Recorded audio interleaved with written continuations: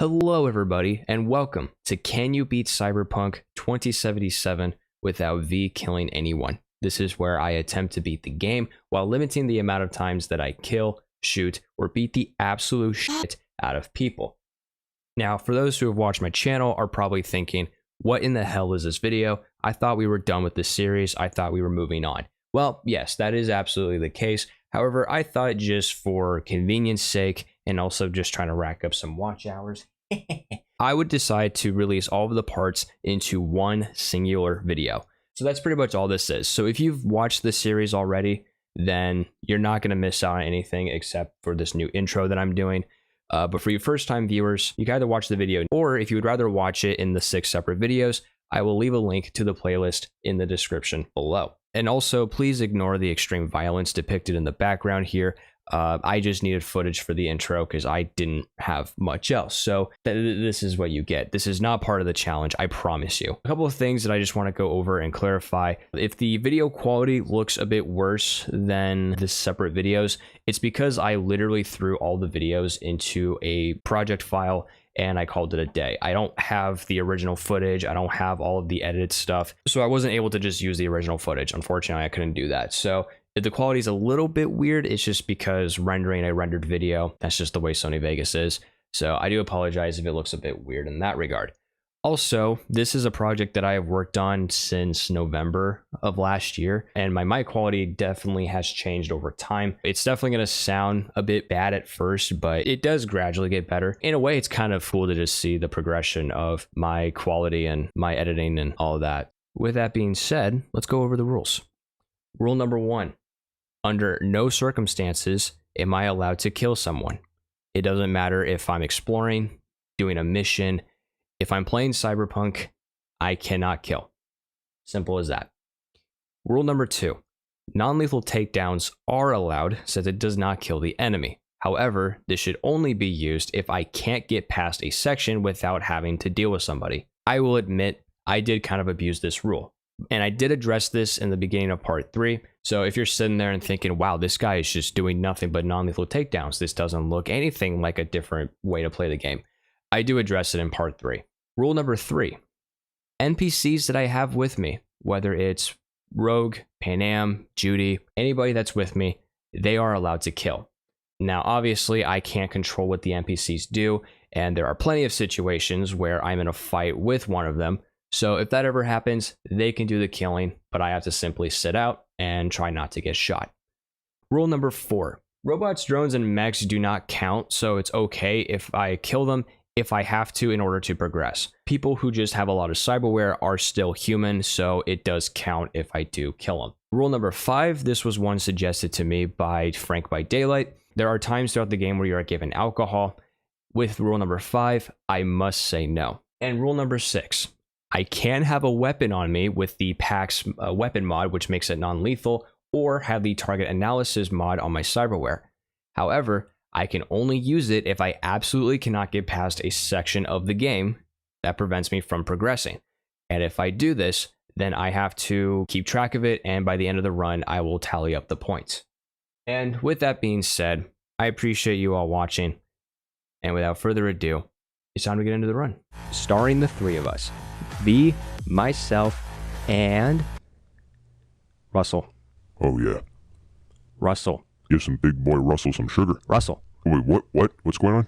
You're supposed to say your line. Oh, sorry. I forgot my line. How did you forget your line? Your line is literally one word. It's just Russell. You just say Russell. That's all you got to say. Well, you know what, Gary? Maybe I don't want to say my line. You ever thought about that?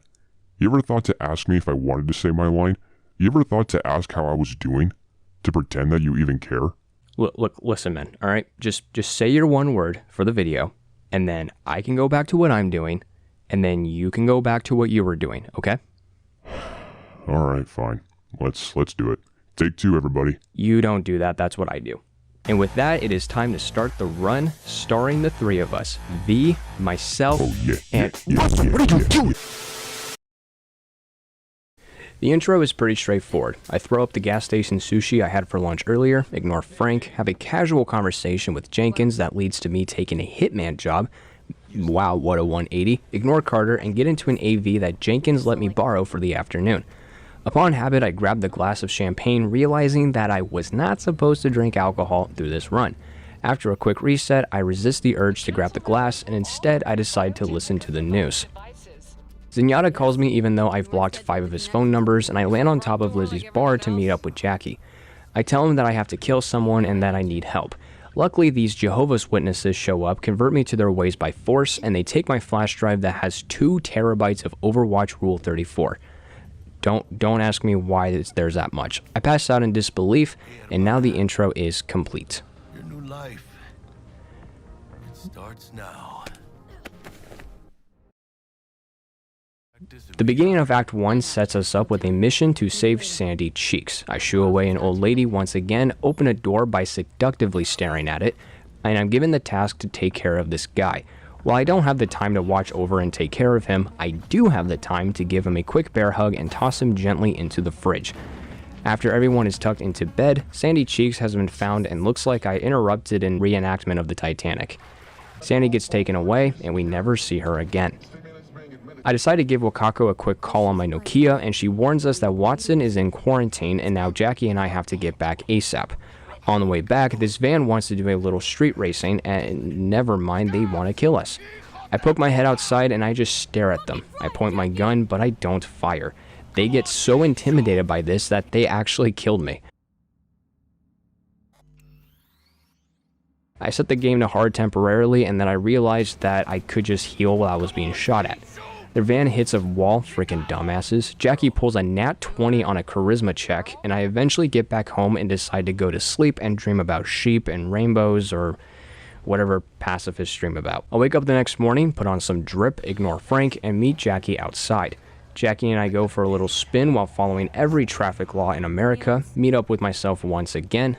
Listen, I know it's not me, just let me dream. Pet the cat. Get some quick plastic surgery from Vic. Pet the cat. And end up in a car with T-Pain to talk about a super secret job. Now, I know what you guys are thinking. Gary, this guy betrayed you last time. How can you trust him?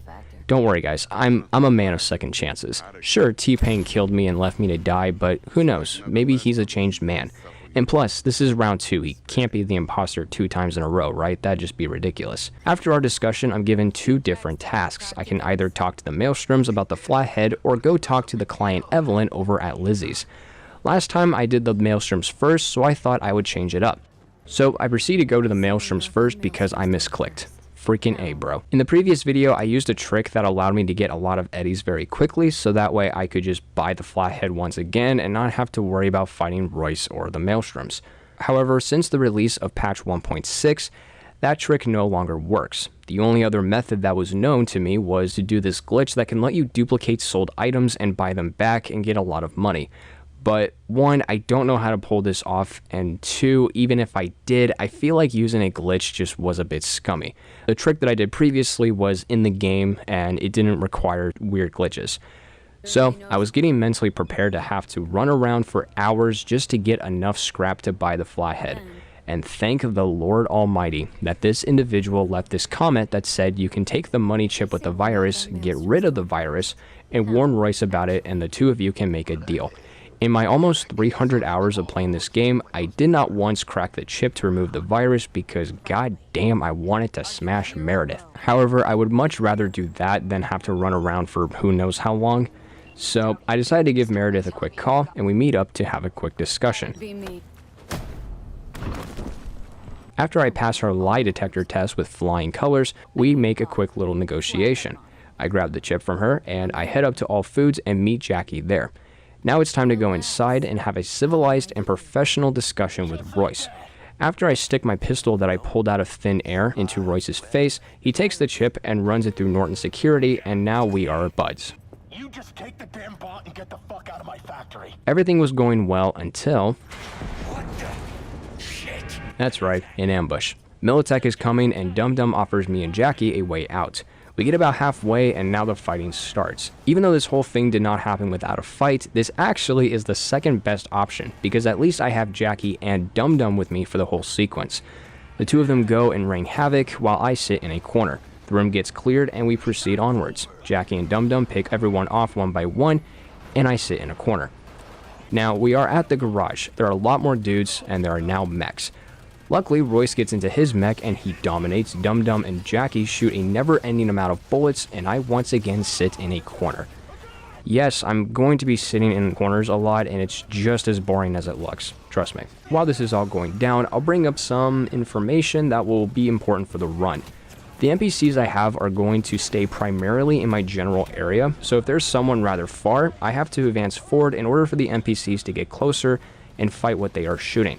I could technically just sit in the same spot and let Jackie snipe with 2 pistols and do a couple of ticks of damage every 10 minutes, but for my sanity and time, I'm just going to go with the first option. After everyone is taken care of, Jackie and I leave and we run into not Meredith, but instead talk to Anthony.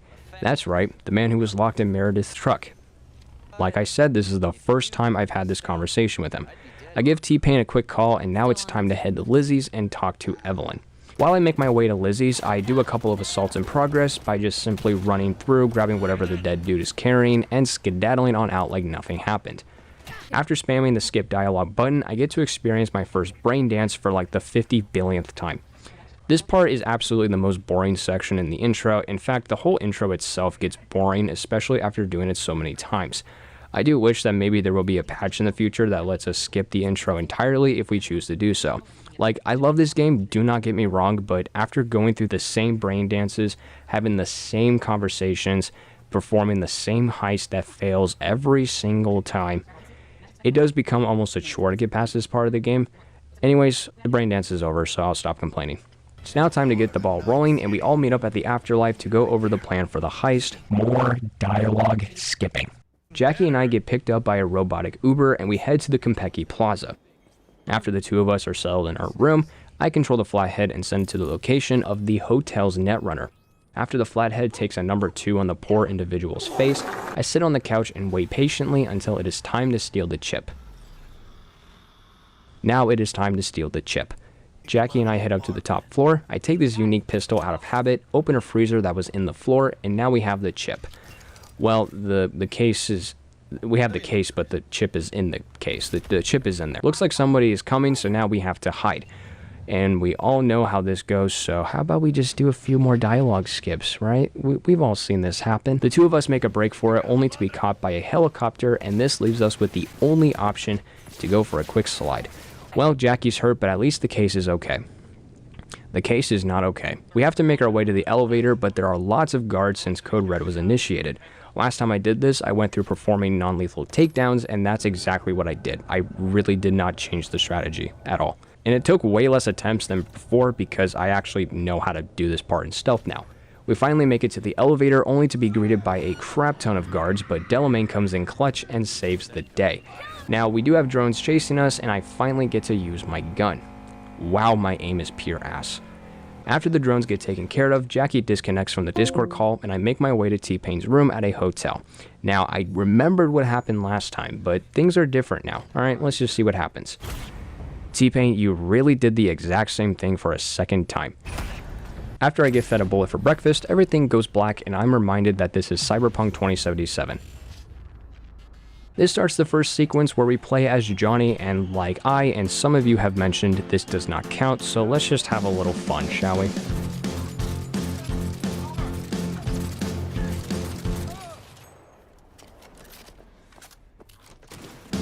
Well, after that manslaughter, I almost escaped only to be stopped by the man himself, Adam Sandler. After some more dialogue skipping, we get teleported back to V, who is currently at a dump. I crawl through some trash, watch the imposter get what he deserved, and now I am in a car with Takamura, and I'm just holding on for dear life.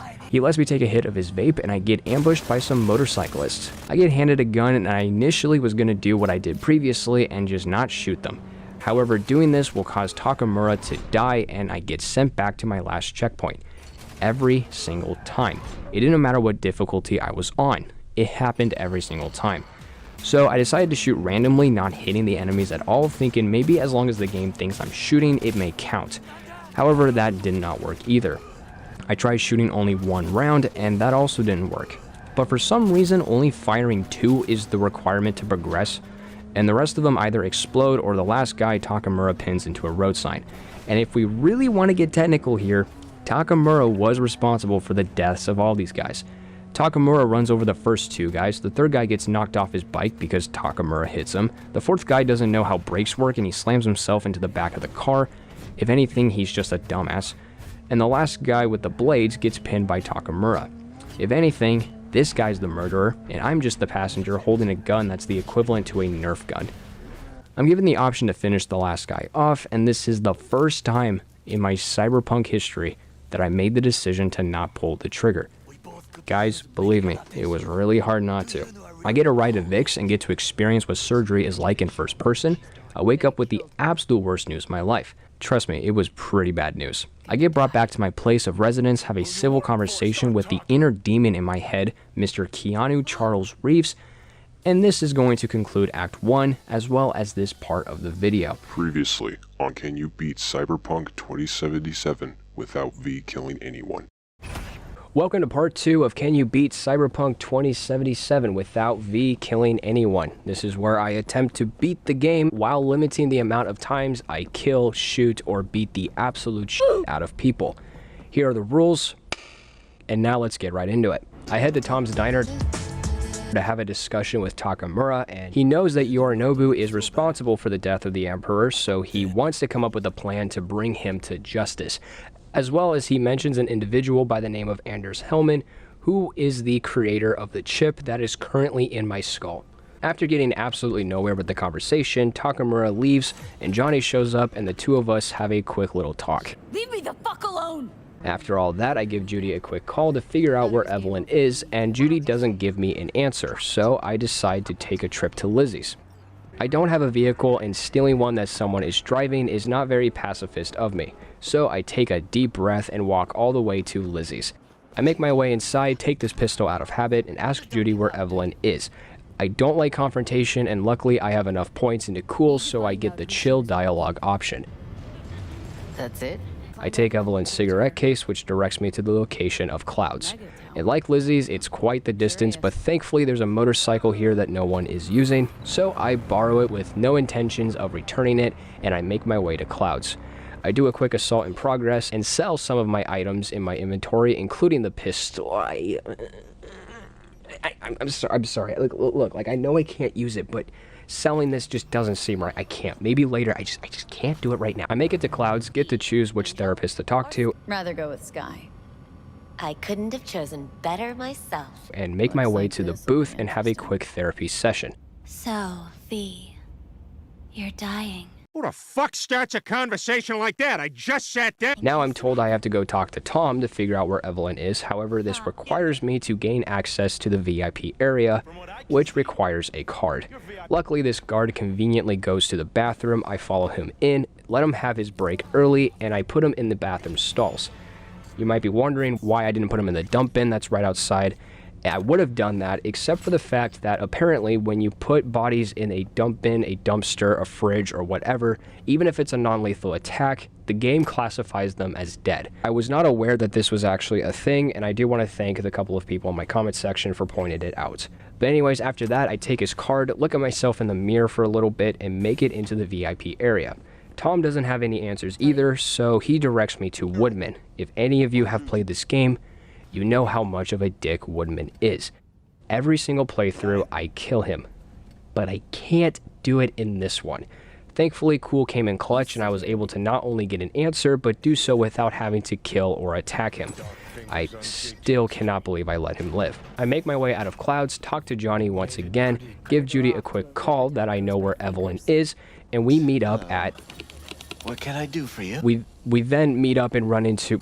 Could watch those juicy lips of yours. I meet up with Judy and... The mom.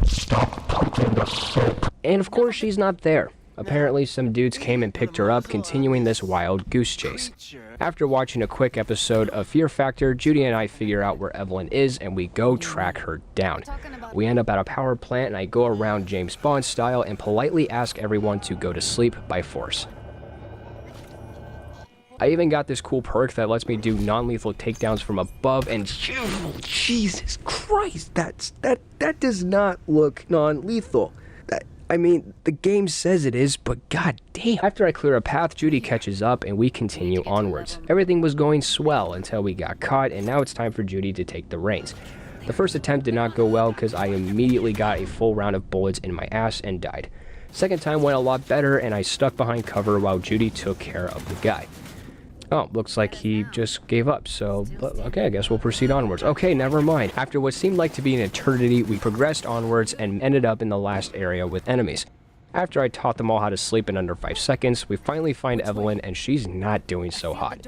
Judy takes Evelyn back to her place, and Judy shows me some brain dances that Evelyn had, which means we get to take a trip to Pacifica. Looks like I'm going on a field trip to Pacifica. But I'm not ready to do that just yet. I want to take care of a few other things. I start by completing the gig and picking up my reward from Wakako for rescuing Sandy Cheeks. I make my way to the fast travel right outside Judy's apartment, and my game crashed. For some reason, every time I try to use this fast travel, my game just crashed. So, okay, fine. So I walk all the way to Jig Street to collect my reward, as well as get a free Tiger Claw tattoo that lets me use Smart Link weapons, because I definitely plan on using those in the near future. Now it's time to go to the afterlife and talk to Rogue after tracking down Anders Hellman, but before I do that, I do a couple more assaults in progress to get a little bit more cash. Oh, dear God, I know the game says it's non-lethal, but and now I have more than plenty to pay Rogue. I get to the afterlife, give Rogue the money, and now she tells me I have to wait a day and come back. Well, I don't have anything else to do, and I really don't want to wander off too far, so I asked Claire if I can rent a room, and she directs me to one of the bar stools. Not the worst hotel arrangement, however, my biggest complaint was that it was way too loud because it's literally in the middle of a bar. Well, anyways, after waking up from a dream of encountering a biblically accurate angel, I talked to Rogue about the plan in finding Anders Hellman. And if you wanted me to explain what the plan was, well, I got 2 words for you. Dialogue skipping. I get in contact with the lady that Rogue set me up with, and of course she's on the other side of the map, so I'm going to need a car. There's a car that's up for the taking, but my dumbass decided that I wanted some cash, so I ran through a group of bandits, grabbed the stash, and attempted to make a break for it while having people from all sides shoot the car down. Listen, I'll bring it back, just let me use it for a few minutes. Oh crap, she's not dead, is she? Oh, thank God. Well, the car doesn't make it that long, and now I'm being chased by police, so like Forrest Gump, I just start running. Eventually, the cops forget that I exist, and I slowly but surely make my way to the objective. On the way, I'm thinking I'll definitely find a car that is up for the taking. I just gotta keep going. Okay, 5 minutes into this marathon, and there is not a single car I can take in sight. Like, there are so many cars on the road that I can take, but no, if someone's using it, I cannot take it. That would just be extremely rude and very non-pacifist of me. Well, I guess while this is happening, Russell, you got any, fun facts or something? Oh, I got one. Did you know that dolphins rape other fish to pleasure themselves? Russell, I said a fun fact. That's not fun. That's extremely depressing and messed up. Okay. How about this one? Did you know that there are over 200 bodies on Mount Everest and climbers use them as waypoints? I don't think you're really understanding what makes a fact fun. Well, I don't think you really understand on how to upload consistently to your channel, which is why you're not getting a lot of exposure on the platform. Okay, you didn't have to do that. That was way too far. Sorry, you're right. I've just been a bit depressed lately. Are you okay, Russell? What's gotten into you? It's just that we've done so many Cyberpunk playthroughs together, and every single time we get to smash Meredith. But this one, the big one, we're just not going to see it happen. I know, man. It's hard for me too, but don't worry. We'll get some action in this game. It's just going to be a little bit, okay? Okay. But hey, I actually have a really fun fact. An actual fun fact this time. All right, Russell, this is your last chance to hit me with a fun fact. Hit me with it. Did you know that 99% of the viewers who watch your videos are now subscribed to your channel? They should subscribe and hit the bell to see more parts of this playthrough. That's my man right there. I finally make it to the objective after what seemed like an eternity, and I run into the tall glass of sweet tea and lemonade herself, Panam Palmer. That was a really stupid joke. Oh, come on, man. That was a good one. Anyways, before Panam will help me with my problem, she has some issues of her own that need a little settling. We take a trip to her old nomad camp, and on the way, I try to spark a conversation only to make the situation more awkward. Nice ride. Lots of space. Practical. Say no more. Please. We make it to the camp and run into some of Panam's old buddies, Mitch and Scorpion. We try to convince them to help us, but they won't budge, so instead we grab a few things and skedaddle on out. We make our way to a small ghost town where the Raffins will have a little negotiation, as well as bringing Panam's Thornton, and she wants it and will do whatever it takes to get it back. The plan is to wait for the Raffins to show up, then light up the town like Christmas to distract them. Once they get there, we pick them all off one by one, and then retrieve the Thornton. And I will pick them off one by one with the only method I know. Editor, hit us with the sleep montage.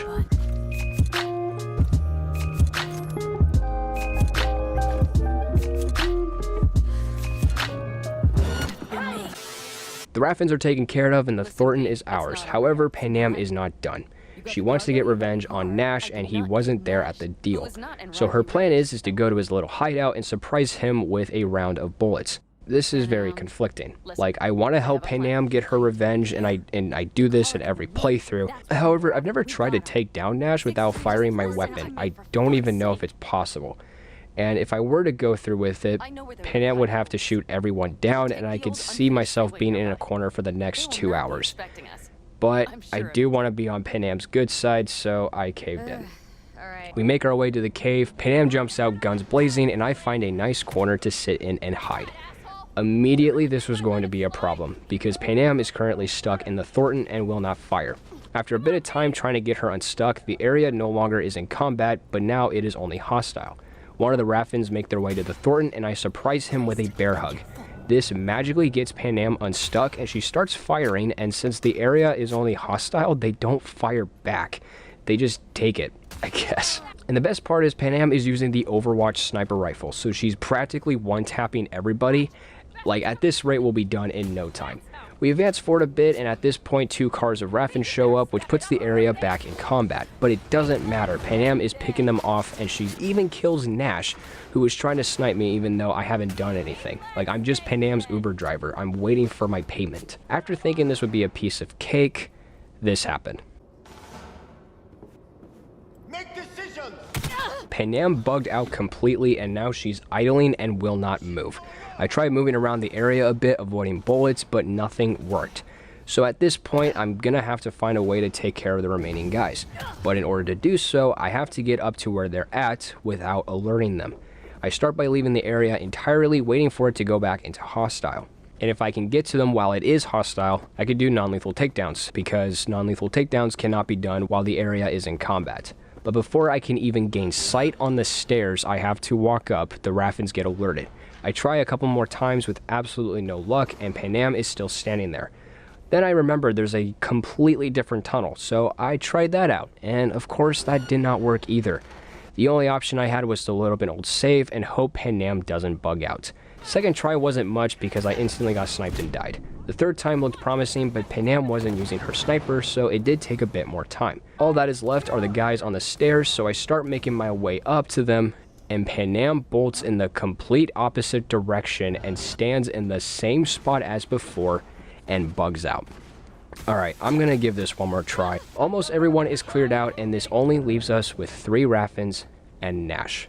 Panam is upstairs with me, which is a very good sign. She is using her pistol, which will take longer, but at this point, I do not care. Okay, 1 Raffin down. Nash is down.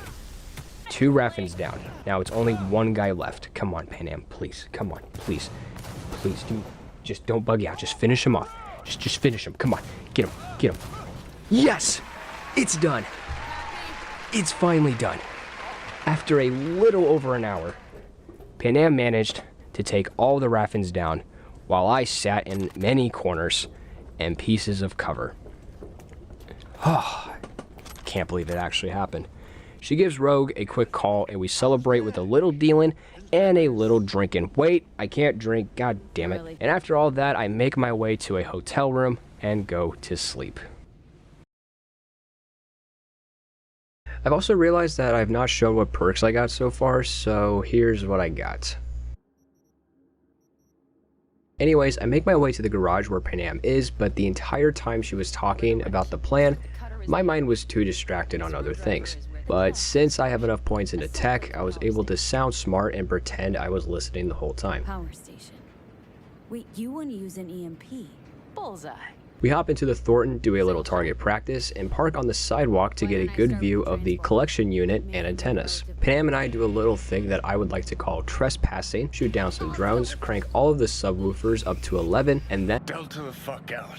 we find a nice little spot to set up, and Panam lets me press the detonator, One more. Now. Boom. There she is. and of course it doesn't work. Well, guess it just wasn't meant to be. Bullseye. Oh, never mind, it works, but the AV is still kicking. But don't worry, Panam initiates Plan B, which is short for Plan Bring a Freaking Rocket Launcher that I didn't even know she had, and blast a rocket that does a half pipe mid-air and hits the AV. That's how you do it. Panam and I chase the AV down, but we're not the only ones going at it. Mitch and Scorpion are chasing it and we can't get a hold of them. There are also more drones that need to be taken out, Panam gets shot, and we arrive at the crash site. I proceed ahead while Panam stays back, and I make my way to the control panel to shut down the launcher. After I shut it down, the area goes into combat and Panam shows up using the Overwatch this time and takes everyone out. I collect some components, open the door to the AV, and now we are at a standoff. And I pull out a pistol even though my equipment has been empty for like the last 3 hours. Things started to look like they were going to de-escalate and nobody's going to get hurt. Oh shit. Nope. Guess I'm the only pacifist around these parts, alright. Well, thankfully Mitch survived, but Scorpio went back to the nether realm and never even said goodbye. What a jerk. Stubborn bastard. I scan the ground for some tracks, which directs me to the location of Hellman. On the way, Panam and I get stopped by some dudes and a couple of turrets. I shut down the turrets with hypnosis, and Panam snipes the dudes, and we proceed onwards. We end up at a gas station that is heavily guarded, but that's not going to stop me. I go around the left side, perform a Chris Angel stunt unintentionally, get onto the roof, drop down inside, and make my way to Hellman. What's great about this area is that you can do the entirety of it without even doing non-lethal takedowns. I smack Hellman with the grip of a pistol that I didn't even have equipped, give Takamura a quick call, and carry Hellman out front.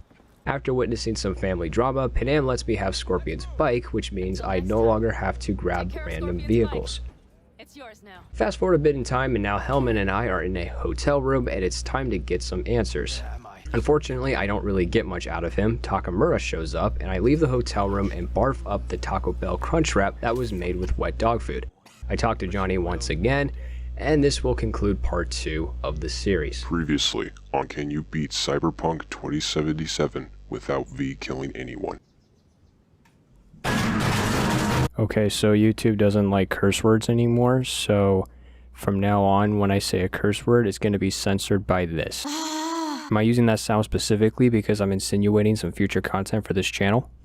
Nah, of course not. It's just because she's hot. But anyways, into the video. Hello, everyone, and welcome to part 3 of... Hello, everyone, and welcome to part 3 of Can You Beat Cyberpunk 2077 without V killing anyone? This is where I attempt to beat as much of the game as possible while limiting the amount of times I kill, shoot, or beat the absolute shit out of people. And before I get into this video, I want to make a quick adjustment to one of my rules, and that's rule number 2. And while I am going to still not count non-lethal takedowns, I am going to reduce the amount of times that I use them, and only use them if I absolutely have to. I feel like in the last 2 parts I was abusing this rule, and I just want to apologize for that. In fact, I decided to go back to a couple previous missions and redo them since I did way too many takedowns. The missions specifically are Disaster Piece and Ghost Town. If you want to skip seeing me do these missions, you can just click the timestamp in the description. However, let's start with Disaster Piece. It was really just a matter of running through the warehouse and reaching Evelyn. I did try to stealth it, but I ended up getting caught. However, getting to a checkpoint miraculously makes the enemies forget you exist. So takedowns were not necessary whatsoever. Ghost Town is a whole other story. While yes, it is possible to do it without taking anybody down, I had to deal with Panam's buggy AI once again. And unfortunately, I didn't have a save that was close, so I had to load up an earlier save instead. It started off with me having to pay Rogue, which is easy because I should have enough eddies. Are you f***ing kidding me? Selling practically my entire inventory and collecting the reward for Wakako was more than plenty. It was time to go back and talk to Rogue. Sorry, Claire, I don't drink. After skipping more dialogue, meeting Panam, running into Mitch and Scorpion, collecting some gear, we eventually make it to the Ghost Town and interfere the Raffens. In part 2, I ended up taking the required amount of Raffins out because when attempting this with Panam doing all the work, she would either shoot and never hit her shots or just never shoot. Both options got me nowhere and I was starting to get pretty impatient. However, I decided to let Panam have a second chance. I got myself spotted and climbed up the tower where Panam was positioned. Panam, you have to shoot. Please, please shoot. Well, she started shooting, but she's missing her shots, so I need to get her closer to the Raffins. After running into her a few times, I started to climb down the tower, and sure enough, Panam started to follow. Immediately, she was firing shots, and she kills one Raffin. Well, she's getting closer, but she's refusing to peek out of cover. After invading her personal bubble a few times, Panam gets up and fires some more, but not hitting anyone. I stayed in her spot so that way she was forced to stand up and shoot, but that plan did not last long because this dick threw a gas grenade, so I was forced to flee. Now, I cannot see where Panam is. Oh, who would have fucking guessed? Why couldn't you have just done that the first time? It's time to advance forward, and Panam straight up refuses. No matter where I stood, she would just find another piece of cover and sit there. It did take me way too long to realize that the Raffin with the Thornton keys was already shot down, so I make my way to pick them up, and before I could even make the decision whether or not to finish everyone else off, the dialogue disappears and the area is back into combat. And Panam is already at the top of the tower once again. Not only that, but she's holding a pistol and will not fire at anyone. That's right, ladies and gentlemen, Panam is bugged out once again. Great game, CD Projekt Red. I eventually decided to reload a quick save that I made a bit ago, and this is not a joke. I did not edit this in any way. Panam snipes the remaining Raffins in quick succession. Why couldn't you have done this before instead of wasting 15 minutes of my life? The Thornton is now ours for the taking, and I've already completed the cave section with Panam killing everyone, and I refuse to do that again. If there are other missions that I should redo, let me know in the comments section, and I'll do them again in future parts, but these were the two major ones that I wanted to redo. And with that being said, here are the adjusted rules, and let's get into the run. I first start by doing a little clothes shopping because I've been rocking this dress exclusively for the run, and it's time to change things up a bit. While I do a little shopping, everyone decides to give me a call. Hey lady, what you got for clothes? Oh, okay, guess I can't shop while someone's calling me. Just a second. How about something a bit more fancy? Dino, you had to call me at this time, are you serious? This shop looks pretty promising. Wakako, you too? Sebastian? Thank you for being the only person to call me while I wasn't shopping. Panam, I just did your side quest. Why are you calling me now? Alright, after a day's worth of shopping and taking phone calls, here's the current drip.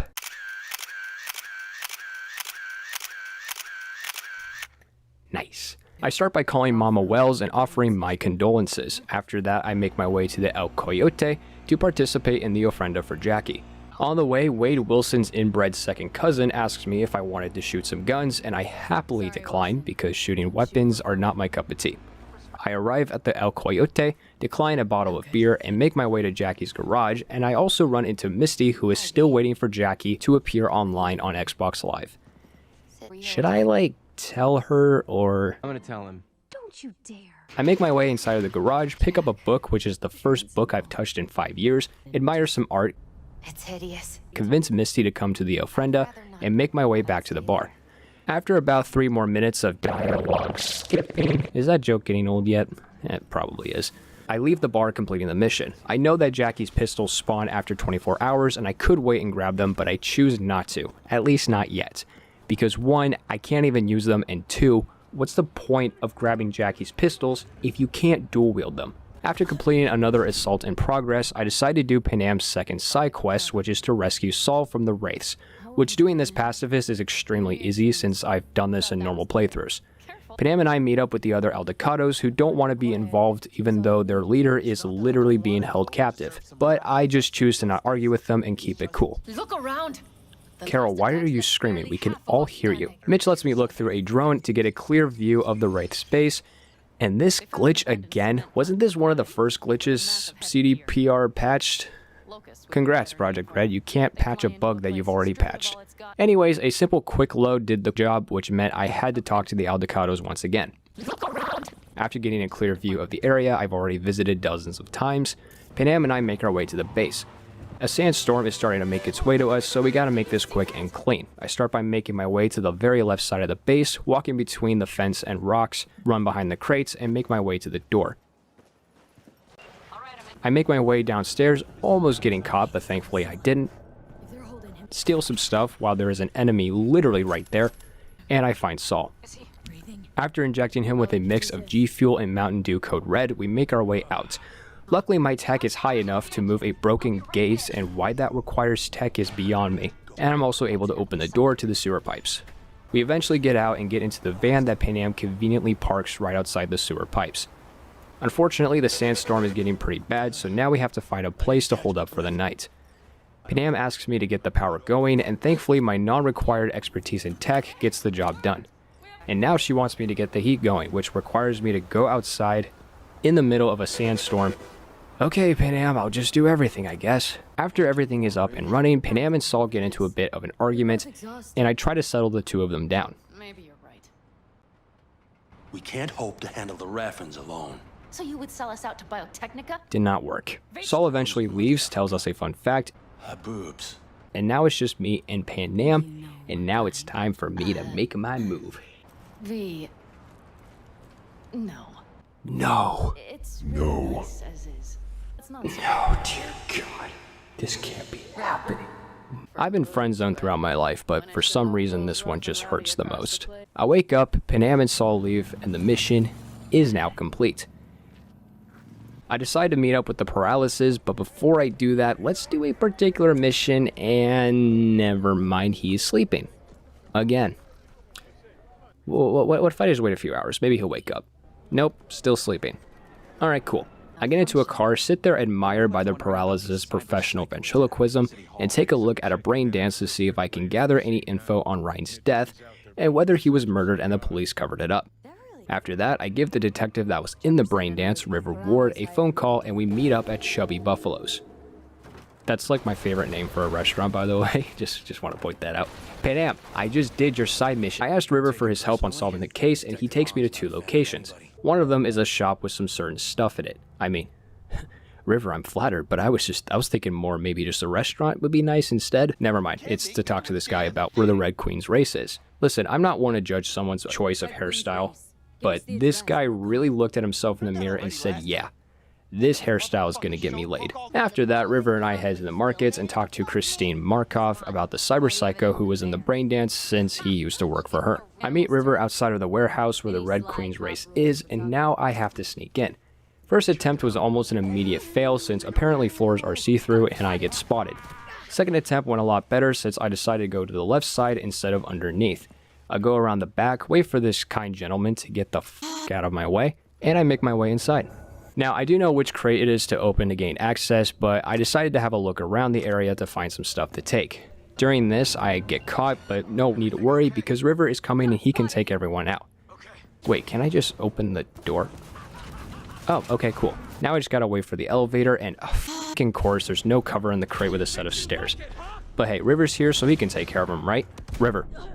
He's just walking down the stairs. Third attempt, I just make my way to the door, call the elevator, and make my way down to the lower levels, because I don't need common components anyways. There's a good amount of enemies here, and not the most amount of space to maneuver. Somehow I make it all the way to the animal boss without alerting anyone or taking anyone down non-lethally. I'll admit though, I didn't get it the first try. Seriously, you turned around as soon as I moved forward. I even waited a little bit, and now is when you move. God, this game's great sometimes. I reach the boss, put my arms around them, and whisper a little something in their ear, and decide to RKO them out of nowhere, but politely. And wait, River's Chum was responsible for covering up the murder of Ryan's death? This is so unacceptable and very non-pacifist. It's time for River and I to confront him. To the Rivermobile. We make it to Chubby Buffalo's to confront Han about what he did. That did not go as well as I would have hoped, and now I have to go visit the Paralysis and tell them what I know. I make it to their apartment. Johnny, a literal terrorist, tries to give me advice, and I tell the Paralysis that Welton Holt was behind Ryan's death, and for my good work, I was given a good amount of money. Unfortunately, no pacifist bonus. So, you know, everyone has already called me earlier, but Judy hasn't called yet since we saved Evelyn, so let's see how she's doing. What's new? What's new at the Mox? How was Virtue? What's new? It was nice catching up. I'm right here, V. Call me anytime. Alright, great chat. Time for some more side quests. I head over to the afterlife and talk to Nyx, who wants me to obtain the Book of Spells. I get in contact with R3N0, who is some rejected R2D2 model. She gives me coordinates to her location, and the book is 7 grand. God damn, this must be the greatest goddamn spellbook on the market. I bet it makes the College of Winterhold in fear for what kind of spells are contained in this book. After the payment, though, I get directed to a suitcase next to a vending machine, and I decide to hack into the Book of Spells, which I'll admit took me a little bit because I forgot how to hack. I get myself some money and a couple of quick hacks, specifically weapon glitch. If I'm going to spread pacifism in the land of Night City, making weapons non-usable is a great way of doing it. I head back to the afterlife, give Nyx the book, and the mission is complete. Alright, let's go meet up with Takamura. On the way, I do some sick parkour, go for a little swim, and as I'm drying off, I sit on this barrier and wait. Takamura shows up, taking his sweet little time, and shortly after, Oda shows up. The two of us have to convince Oda that Yorinobu was responsible for the death of the Emperor, but no matter what we said, he wasn't buying it. Well, that was a waste of time. Instead, I come up with the idea of giving Wakako a quick visit to see if she can help us at all. On the way, I try to start a conversation with Takamura, Alright, Goro? and of course, it's awkward. Yay. We finally make it to Jig Street and... Gary, Yes, Russell? can we talk to that Joy Toy? Come on, not right now, man. We have to go talk to Wakako. But you said that we would get to see some action. Okay, but I was thinking more action with Judy or with River, not with a Joy Toy. You got something against that Joy Toy? No, I don't have anything against the Joy Toy. I'm not doing this right now. Please? No. I said please. And I said no. I've I'm no idea. literally arguing with a collectible right now. What does my life come to? We arrive at Wakako's and ask her for some help. Did Mr. Deshawn not come to the phone? Yeah, Takamura, you remember what happened to T-Pain? Wakako gives us intel on the upcoming parade in Japantown, and also the fact that Hanako Arasaka, the Emperor's daughter, will be there at the parade. However, it's not as easy as just walking up to her and being like, yo, listen, your brother kinda killed your father and now he needs to go to jail. Takamura and I have to find a way to get around the guards, snipers, and a netrunner. After we leave Wakako's, Takamura tells me that he will investigate a little bit more before coming up with a plan. Until next time. Well, now that that's over, it's time for us to... Gary, Yes, Russell? can we please talk to that Joy Toy? Okay, fine. Let's fucking talk to this Joy Toy. Oh yeah. Well, after that, I make my way to the Aldecado's camp, and Panam and Mitch have a plan for obtaining a Basilisk, a weaponized vehicle that would give the Aldecados the upper hand in terms of offense and defense. But of course, Saul is not on board with it, so we go behind his back and do it anyways. The gang and I make our way to a train control tower, with the plan of using the train to stop the Militech convoy that has the Basilisk. Panam and I make our way inside.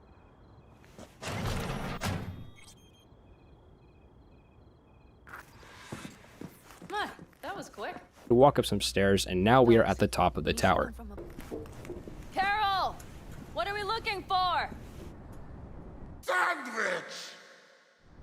After the was found, the train is now up and running, and now it's time to sit around the campfire and sing our little campfire song. Man, I'm exhausted, so I'm just gonna take a little nap.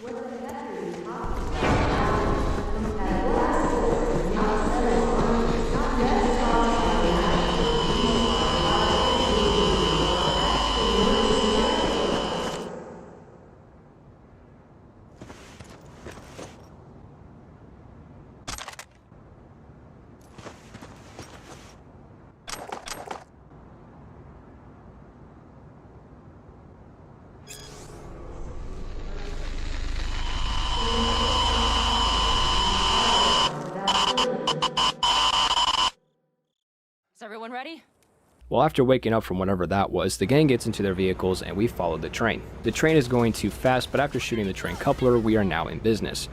The train stops Militech and now everyone is out of their vehicles and shooting each other while I am still sitting here in the turret. I decide to take care of the drone, making sure I don't hit any human enemies, and this causes the turret to malfunction and now I am out and free! There are 12 Militech enemies, but luckily I came prepared with 6 other people, so they took care of them with little to no problem. I ran around, collected some loot, and we all made our way back to the camp with the Basilisk at our disposal. Look, Saul, we did it. We got the Basilisk, man. He does not look too happy. But at least the mission is complete. I give Mr. Hands a call even though I'm not going to Pacifica yet, and I head to meet Takamura now that he's got a plan. But before I do that, I go to a weapon shop to purchase a weapon, and Panam, I just did your... And I head to a Ripper dock to purchase the crafting spec for the target analysis mod. And nope, I'm not buying it to get cash. That's been patched out since 1.5. I'm actually going to use it, and now all my weapons are non-lethal. I'm also going to take this time to mention my plan when I encounter someone that I have to fight in order to proceed. My first option is non-lethal takedown. If that doesn't work, then I will use melee. If that doesn't work, then a weapon will be my last option. And if that don't work, use more gun. And if I have to use melee or weapons, then I will give myself a point. I meet up with Takamura and he has a virus that can hijack the network and give us access to the location of the snipers. We decide to give it a bit of a test and sure enough it actually works. We celebrate our victory with some meatballs on a stick because everything is better on a stick. Like corn dogs, fudgesicles, I don't know, bagels. Fast forward a little bit and now Takamura and I are right outside the facility where all the floats for the parade are. We get up to the top of a building next to the facility to scout out the area and come up with a plan. We get the info that we need, Takamura gets spooked by a cat, and now it's time for me to enter the facility. I enter from the right side, parkour over the barrier, and hugging the right side kept me out of sight of the guards and cameras. Once I am inside, I make my way to the upper floor, and on my way there's a guard blocking my path. I use the distract quick hack to move him, but this literally did nothing. Well, okay, he got distracted, but he's facing the direction I'm trying to go. Also, for some reason, I can't run, so this just makes things a bit harder. I hack the floodlight again and try to move forward as the guard is walking towards the light, but with my timing being the absolute worst and having no ability to sprint, I get spotted and I reset since Takamura will not be able to help me. And even if he could, there would be way too many enemies and I'm not going to sit here for 2 hours. I try using the distract quick hack on a camera, but it's too far from the guard so he doesn't budge. I try the floodlight once again, and now that I can actually sprint, I get past him easily. I hide on the other side of the door, and once the guard is back to his normal position, I sneak past him and jump down to the floor level. Between me and the float are 2 guards, but luckily distracting them with objects made it easy to slip past. I proceed to hack the float even though there's a guard right there, and now it's time to escape and Takamura opens the roof. Great, I'm on the ground and he opens the roof. Thanks, bro.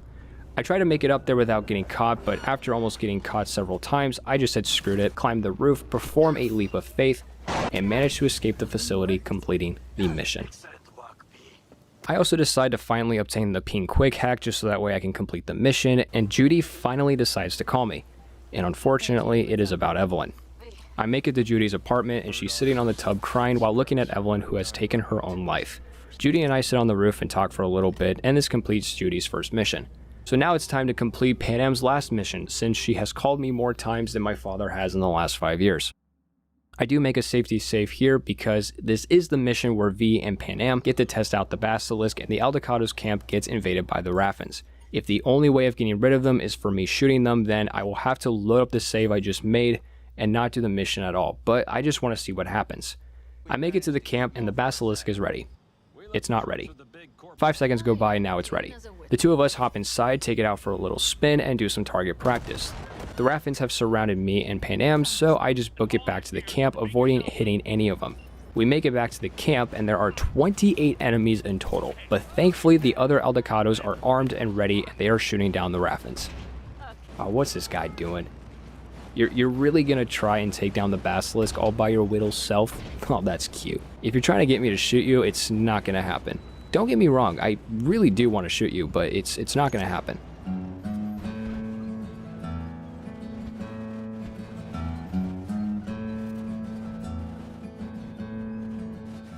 Alright, we're almost there. Just one more, and let's go. The Raffins are down and I didn't fire a single shot. A big moment for Panam is happening right now, but I decide to lose some stuff instead. Afterwards, Panam and I celebrate with some drinks. She has a beer and I'll take a lemonade, I guess. Turns out the lemonade has been expired for 3 years, since who the f drinks lemonade? I collapse to the floor, I wake up, attempt to explain to Panam about the chip in my head, but she's not understanding a single word I say. So take it out. And the mission is complete, which that means the entirety of Panam's side quests have been completed without killing anyone. But there has to be something. Someone who can... Remember Hellman? Still mad about the cave, by the way, Panam. I'm just letting you know. While we are on the topic of completing NPC side quests, let's start Rivers. But before we do that, we're going to watch a little bit of TV with them. Alright, it's on commercial break, so River and I decide to break into the lab of the Night City Police Department. Because everybody does that on commercial break, right? A few minutes of wandering around inside go by, and the two of us get caught. After a little persuasion, Yawin? I think it's pronounced Yawin. Decides to help us out. Oh, wait, I got an idea. How about we... Okay, just interrupt me, why don't you? The two of us head back to the car and take a trip to River's sister's place to tell her the bad news about Randy. But also not to tell her the bad news, like, which one is it, River? Sophie, is this about my Randy?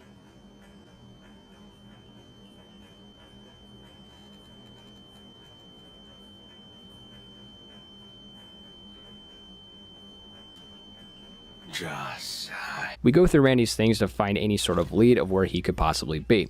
I find Randy's Alienware computer and look through his messages, completely invading any sort of privacy Randy had. Once we find some sort of connection, which is this strange little video, it gets sent to the lab so that way Harris can start dreaming and we can possibly find out where Randy is. I get woken up out of nowhere and get to sit through not one, not two, but 3 brain dances. That's right, ladies and gentlemen. 3 brain dances. At least we got the location of Randy, but freaking 3 brain dances? 1 is already tedious. It's time for us to head to Edgewood Farm to the Rivermobile. The area is being surveillanced, turrets are everywhere, and the ground is covered in mines. Don't worry, I'm very good at not getting spotted. That's basically what I've done for this whole playthrough. Don't worry, I'm pretty good at maneuvering around mines. I finally get inside, take this melee weapon out of habit, and deactivate the security. Now it's time to get into the... Get down! Now it's time to... Damn it, right behind you! River, why are you screaming? I took care of all of that. Jesus, River. We get inside the barn, rescue Randy, and thankfully he is still alive. Hello? River is looking like he's about to drop the hottest bars in rap history. River wants to kill Harris, even though the guy is practically dead at this point, but after telling him the ways of the pacifist, he just nods, walks away, and the mission is complete. Alright, I won't lie. I originally was going to end the video here, but this didn't seem like the mission to end the video on, so let's do one more. It's time we go to the Arasaka Parade. I push through several groups of crowds, which is not doing wonders for my frame rate, and I make it to the first sniper. The only way I can take him out is with a non-lethal takedown, and unfortunately that's going to be the case with the other 2 because I have no other ways of dealing with them. Reaching the second sniper required an elevator ride up, wrong floor, and maneuvering down a building while avoiding detection from the drones. I reach the bottom and there's a guard, but luckily I can distract him with the satellite dish and I proceed onwards. I make my way inside and the second sniper is dealt with. Getting to the third sniper is not as bad except for the fact that there are some guards in my path. The first one is right up these stairs, and first attempt I was spotted, so I reset. Second attempt I quick hacked an intercom which got the guard off the stairs and I was able to move forward. This second guard, on the other hand, was a lot trickier, because he was right next to the entryway where I needed to go. My first thought was to see if I could just dash through. Nope. I tried quick hacking the fridge, but it was way too far away for the guard to notice. I tried hacking the computer he was using, and he really didn't change position that much, and to no one's surprise, I was caught. And again. Then, almost out of ideas, I hacked the intercom, which is, mind you, the same distance to the guard as the fridge, and magically it worked. I'm not going to ask questions, I'm just going to proceed onwards. This guard up ahead was easy to deal with since there was conveniently a floodlight right next to him, and I do a bit more climbing, quietly and politely sneak past these 2 guards, and V forgets how to climb, so I get spotted. After getting back to where I was, I make it to the third sniper while completely forgetting that there was a drone that looks through the windows. This time around, I wait for the drone to move, and I disable some mines by glaring at them, and the third and final sniper is dealt with. Last but not least is dealing with the Netrunner. Thankfully, we don't have to kill them, we just have to disconnect them, and Oda returns once again, making this the first boss fight of the series. My first instinct was to just run away and hide from Oda. This may seem like a coward thing to do, and while you are right, I did learn something from a past playthrough of mine. If you hide long enough from Oda, the area will no longer be in combat. Granted, I did that on accident when I found this out, however, it may be to our advantage. My plan is to see if I can possibly take him down by performing a takedown rather than using a weapon. Even though my weapons are now non-lethal, I only want to use them if they are required. Two main problems with this. First off, sometimes Oda will be on one of the high platforms which I can't access, and even if I could, he could easily spot me putting the area back into combat. And additionally, if I were to sneak up on him, there's a chance that he could just turn around with little to no warning and put the area back in combat. I noticed that there were some cameras around, so I wanted to see if I can use them to distract Oda, and while he can be distracted by them, it's not consistent and it doesn't nearly last as long. It does take a bit, but I eventually get my first opportunity to perform a takedown. Unfortunately, I don't have a lethal or non-lethal option, but I wanted to just see how much damage this would do. 1%. It took 1% of this man's total health. After seeing this, I said to myself, there is no way I'm going to have to perform a ton of takedowns to take down Oda.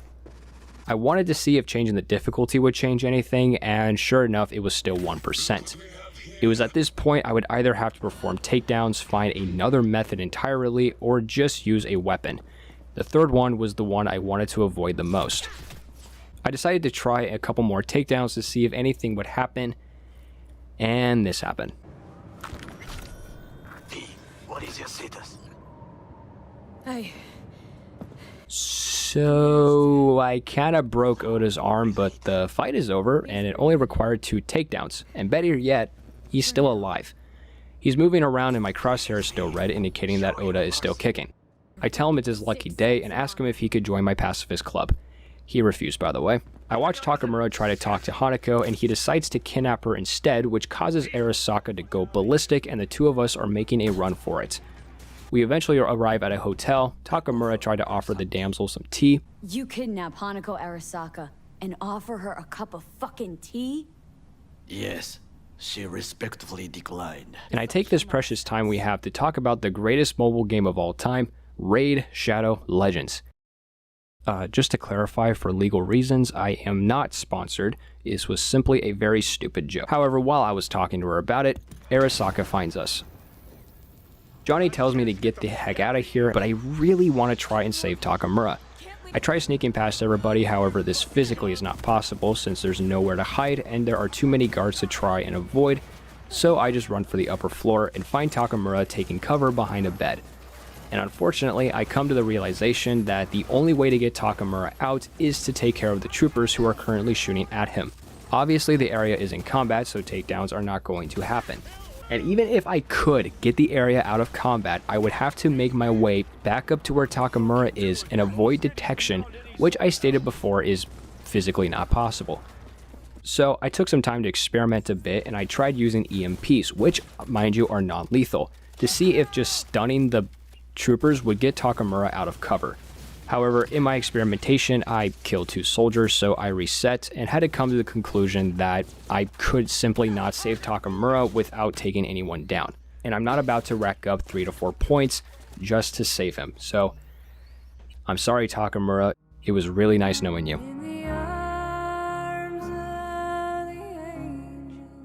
I eventually escape and time goes by a bit and now I'm in a hotel room with a shotgun in my hand, even though I didn't have a shotgun in my backpack. A doll walks in, which turns out to be Hanako trying to contact us. She asks more about Raid Shadow Legends, however she ran out of spare change and her time ran out. The doll gets up and leaves, and I proceed to leave the hotel room, and that's where... Alright V, thanks for interrupting me. And this will conclude part 3 of the series. Previously on Can You Beat Cyberpunk 2077 without V killing anyone? Hello everybody, and welcome to part 4 of Can You Beat Cyberpunk 2077 without V killing anyone. This is where I attempt to beat the game while limiting the amount of times I kill, shoot, or beat the absolute shit out of people. I also decided to call this series No Killing Percent because let's face it, that's a lot easier to say than the previous title, but also knowing that I'm addicted to habits, I'll probably just keep saying the original title anyways. We'll first start this part off by going to Claire's garage so we can start the racing missions. However, I forgot one little detail, and that she wanted to meet during the day, and it's in the middle of the night. And look, I know I could just go into the menu and change the time, but that's too much work. So I decide instead to drive 1.3 kilometers to Pacifica because let's face it, I can't keep avoiding Pacifica forever, I have to do it eventually, so let's just do it now. I make it to the church and god damn, it's closed. So now this time I have to wait and I don't got a choice. Alright, now that it's open, we can go inside. While I'm listening to some sermon about a man named Michael, I get tapped on the shoulder and told to go talk to Placide. I make it to the butcher shop and meet Placide, who immediately fails pacifism by killing this chicken.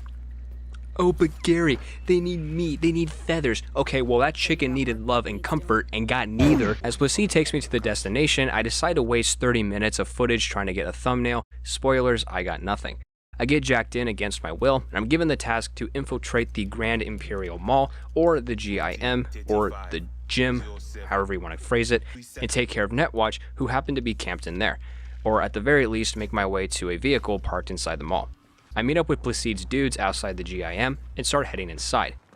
You know, this area does look pretty nice. Maybe I could use it for a thumbnail, maybe get, part of the roller coaster, or maybe more of the mall. Get to work. Okay, geez, Placide, I'm sorry. I was trying to get a screenshot, goddamn. Getting through was really not much of a hassle as long as I took my time.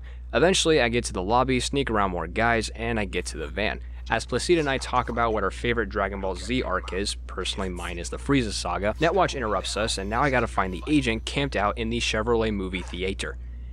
If you know what that's from, then you're a real one. Making it to the theater was the hardest part out of this entire sequence, mainly because the area became crowded with hostile enemies. I had to get a bit creative with sneaking around them, and in the end, I managed.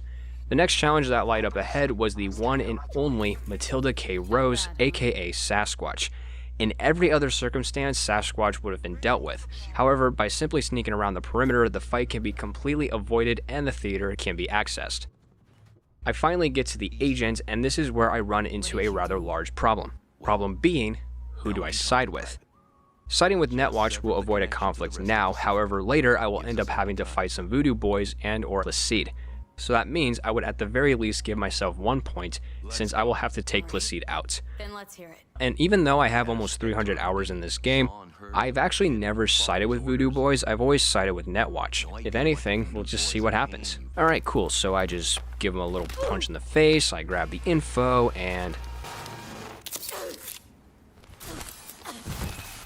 the agent is dead. And not only him, but 9 other Netwatch agents were killed. That means 10 people are dead, and they will never get to watch this series. And that's pretty messed up. But more importantly, does this mean that I just racked up 10 points in one interaction? The amount of hours I have spent avoiding doing the deed that is called murder, making my fellow comrades do all the work while I sat in corners. All of this just to end up in this situation? Or you know what, maybe this doesn't count. Because think about it, my intentions were to gather the info that Netwatch had. That's what I was told, that was my mission.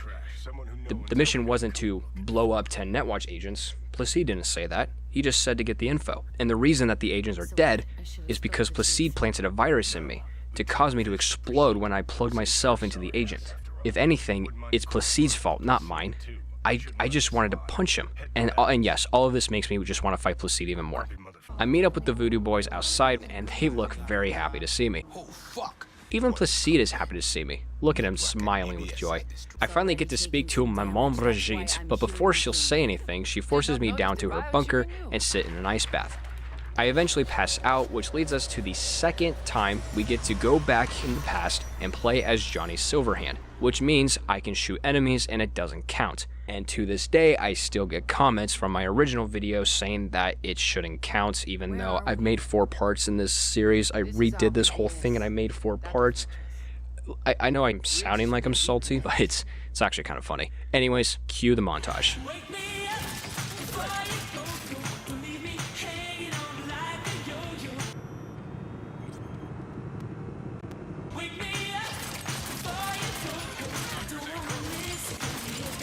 Get out of my way.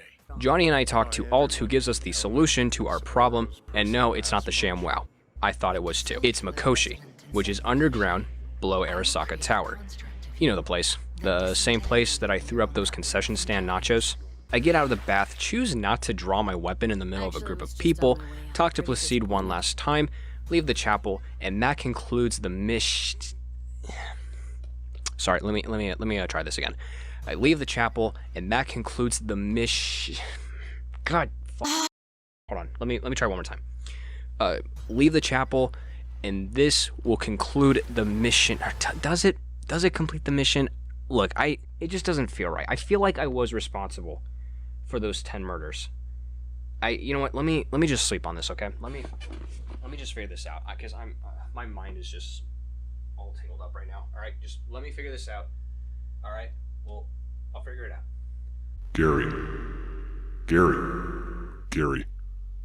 Gary. Ugh, what, Russell? Please don't tell me you are considering doing this mission again. Russell, I don't want to do it either, but what if people say in the comments that I killed 10 people and I didn't count it? And plus, maybe there is a way to do it by choosing to side with Netwatch. Look, you can't please everyone that watches your videos, okay? You know that. I know, you're right. It's just that... Did you change the wallpaper to Pan Am's ass? What? Oh, that? Did I do that? You know, I just thought the PC needed a little more, what's the word? Je ne sais quoi. And you thought Pan Am's ass would do the trick? Yeah. Okay, you know what? I'm going back to sleep. Okay.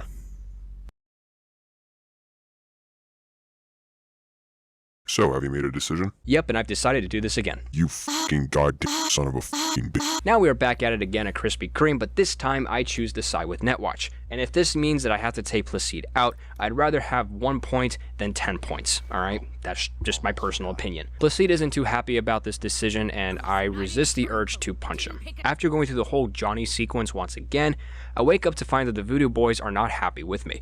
Stealthing through is literally not going to happen because there are just too many enemies and not enough room to maneuver. Luckily though, once I reach the top of the stairs, the door closes behind me, which means I won't have to deal with the Voodoo Boys. However, I will have less room to work with when I'm dealing with Placide.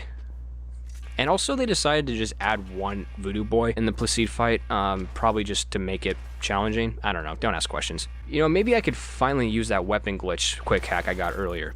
Okay, never mind. My current plan is to try and get the area out of combat and see if a takedown is possible, like what I did with Oda. However, I don't even know if it is possible given how little space I have to work with. I tried using flashbangs to confuse them, and no, flashbangs do absolutely no damage, but it didn't work out anyways, so there was no point. While experimenting, I noticed that the area was now hostile, which is amazing because I didn't even think it was possible. Well, this didn't last for long because the Voodoo Boy was literally walking towards the room I camped out in and I got spotted. I hid behind a pillar on the opposite end of the chapel, and sure enough, I'm no longer in combat again. The entire time I'm thinking this is going to be like Oda. I will have to do a few takedowns to get past, but once I managed to grab Placide, I was given the option to do a lethal or non-lethal takedown. I chose non-lethal because I'm nice, loot Placide's inventory while the other Voodoo Boy is shooting me down after watching me single-handedly take down a literal behemoth, managed to escape the chapel with half my health in a dream, and the mission is officially complete. Never will I do this mission twice in one playthrough again. Johnny and I have the first genuine conversation we've had since we met, and he brings up Adam Sandler once again. His only wish is to have Rogue be there when I take down Adam. I don't know if this guy's been out of the loop, but I'm trying not to commit extreme acts of violence, even if it's towards someone that really deserves it. Maybe I could get Rogue to do all the work, and plus, I do want to know if Johnny's side quests can be done without killing anyone. The first thing we gotta do though is convince Rogue to go after Sandler. She probably won't listen to me, so Johnny gets the great idea of taking control of my body. I am pretty worried about this because even though Johnny is in control, it is in the end still V, so anything that can happen will count towards the run. I make my way to the afterlife, pop the pill that I got from Ibiza, and let's get this started. No fucking way. This drink, this alcoholic beverage, this glass of bitter poison is what's stopping me from progressing with Johnny's storyline. My entire plan has been shattered. Questions will never be answered. The mystery of whether Johnny's side quest can be completed passively, we will never know. We'll never get to see Rogue blue ball us. We'll never get to take a drive in Johnny's Porsche. Even though we can't romance him, we'll never get to meet Carrie and go wreck a boat. We'll never get to see Adam Sandler fall on his knees with Rogue by my side and Johnny in my head. All because of a f***ing drink. But rules are rules. So that means both the Rogue ending and the Don't Fear the Reaper ending are off the table for how we finish this series. God damn it. This means all we have now is to see if any of the available endings can get us to a pacifist victory. I head over to Embers and talk to Hanako, who has quite the deal. If I will testify against her brother, she will help me reach Mikoshi and get rid of Johnny from my brain. I need some more time to think about this, but I end up passing out and waking up on Vic's table once again. And now I am at everyone's favorite part of the game, getting to choose which ending to go for. Currently, I have the choice of taking Hanako's deal, testifying against her brother, and her helping me reach Mikoshi. This is one of the endings that I can go for, however, there's another one that I would much rather do. Since I completed Panam's side quests, this means that the Aldecados ending is also an option, and the one that I'm going to try first. After making my decision, I give Panam a quick call, play a little card game with Misty, and Panam shows up to take me to the Aldecados camp. Saul and Panam have a plan to dig a tunnel underneath Arasaka Tower. A few strategies we sussed out. This will be done by infiltrating a construction zone full of guards and taking over a huge drill. It's a pretty crazy plan, but what other options do we have? I decide to hop into a quick Discord call with Alt. Hey Alt, you got the goods? Yeah, I got the goods. Let me see those goods. What the fuck is that, Alt? These are the goods. That's not what I meant when I said goods. I'm now forced to stand in front of a huge crowd despite my fear of public speaking and being the center of attention, but at least I get a sick jacket. Nice. Panam and I talk for the very last time before I fall asleep, and it's now time to put the plan into action. The two of us get inside the Panzer, and all of us Aldecados run like the wind towards the construction site. Obviously, Militech is not going to roll out the red carpet for us. Instead, we get some missile strikes. They probably meant to shoot off the fireworks to welcome us, however, they shot off the missiles instead. It's quite a common mistake. Drones are attacking us, and initially I started shooting them down, and then I realized I literally have an army of people with me, so I'm just going to let them do all the work. So far, things are going very well. Everyone was taking out the Militech troops, so I was just hanging around minding my own business. Well, now it was time to run through the barricades, and looks like I missed one. The objective now is to eliminate all 11 enemies, but there was a huge problem with this. The enemies are on one side of the bridge and the Aldecados are on the other side, and neither side will press forward regardless of what I did. I tried leading the Militech enemies into the bridge, but they would stop moving and even no longer attack me. I tried shooting only the drones to make the other enemies angry, but that did nothing. Also, FYI, shooting the barricades on the bridge literally does nothing because they just spawn back. You know, it's one of those things that just doesn't make any fucking sense, but it's in the game, so I guess we're stuck with it. And also, it doesn't help that the Aldecados are sitting ducks. I was completely stuck, and unfortunately, this is where this ending comes to a stop, because I cannot continue forward unless I kill these Militech enemies. Therefore, the Aldecados ending cannot be done without killing anyone. And this leaves us with the other option, going the Arasaka route. God, how are you so fucking stubborn? I make the decision to team up with Hanako, and this time around, Hellman picks me up. And before we actually start the ending, Hellman and I have to save Hanako, who is currently a damsel in distress in this penthouse. And when I say Hellman and I mean more just me.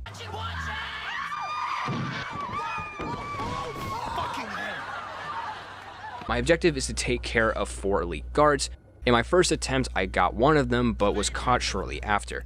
I went to load up a save just to find out that there is no saving when you are at the penthouse, which means every single time you have to sit in the car, listen to Hellman, try to get past this guard who has a different look but the same exact voice, and witness Hellman being a complete fucking idiot every single time.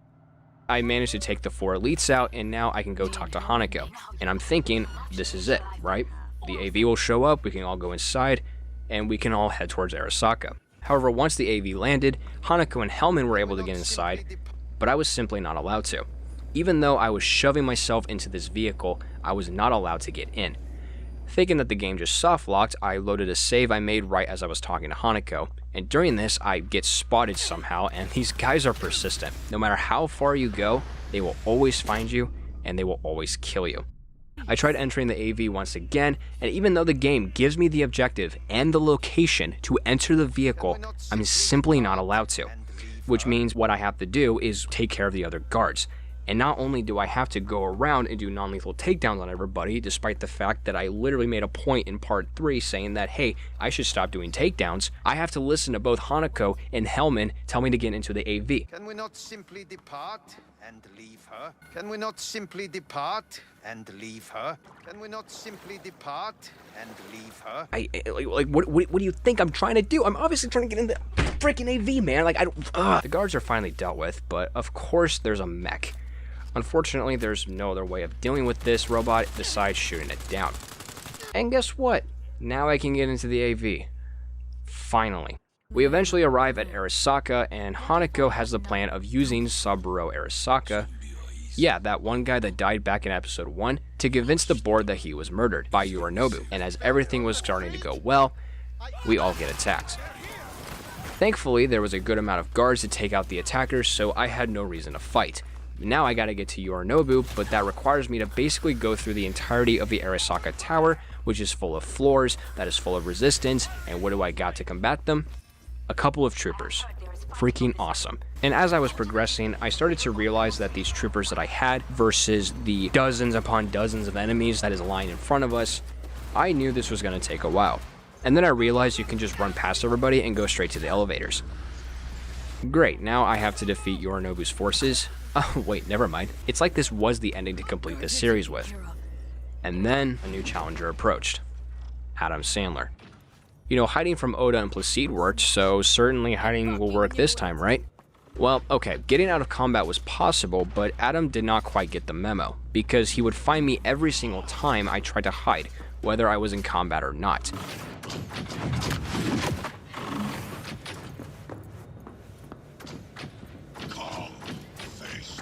The only way to get past Sandler was to take him out with a weapon, which means this ending cannot be completed without using excessive amounts of violence.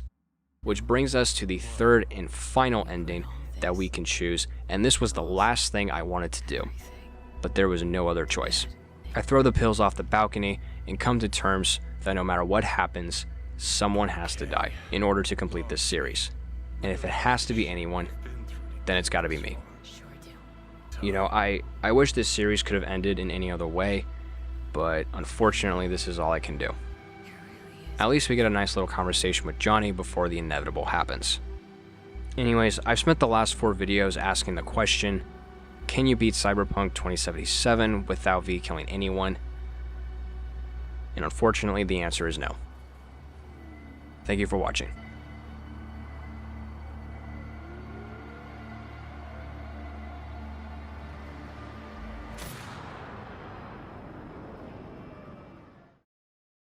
Nah, I'm just kidding. Previously on Can You Beat Cyberpunk 2077 without V killing anyone? What the fuck? Hello everybody, and welcome to part 5 of Can You Beat Cyberpunk 2077 without V killing anyone? This is where I attempt to beat the game while limiting the amount of times that I kill, shoot, or beat the absolute shit out of people. Guys, we are reaching near the end of this entire No Killing Percent series, and I just want to say before we get started, I appreciate your guys' support. I'm very excited to see what the future of this channel brings. And since it's been a little bit since we've been in the world of Cyberpunk, let's start with something a little bit small. So let's go have a little nice dinner with River and the family. Hey River, maybe now isn't the time, you know, it's kind of not the best weather right now. So instead we'll just meet Judy at Clouds. On the way there, I decide to spectate a shootout knowing that I can't participate, but at least there was some loot to grab. Eventually, I make it to Clouds and meet Judy, and Jesus Christ, it's early in the morning. Anyways, we're here to talk to Maiko in order to get her on our side and help with taking back Clouds. It doesn't work out since Judy and I both rolled nat 1s in Persuasion. But Maiko does mention that Forrest, yeah, that walking sack of shit, is in the maintenance area. Judy finds this the best time to take care of him since no one will be around. My original plan was just to completely avoid doing this, but that really wouldn't be fun for the video. And I remember Judy kicking ass when we saved Evelyn, so let's see how she does against women.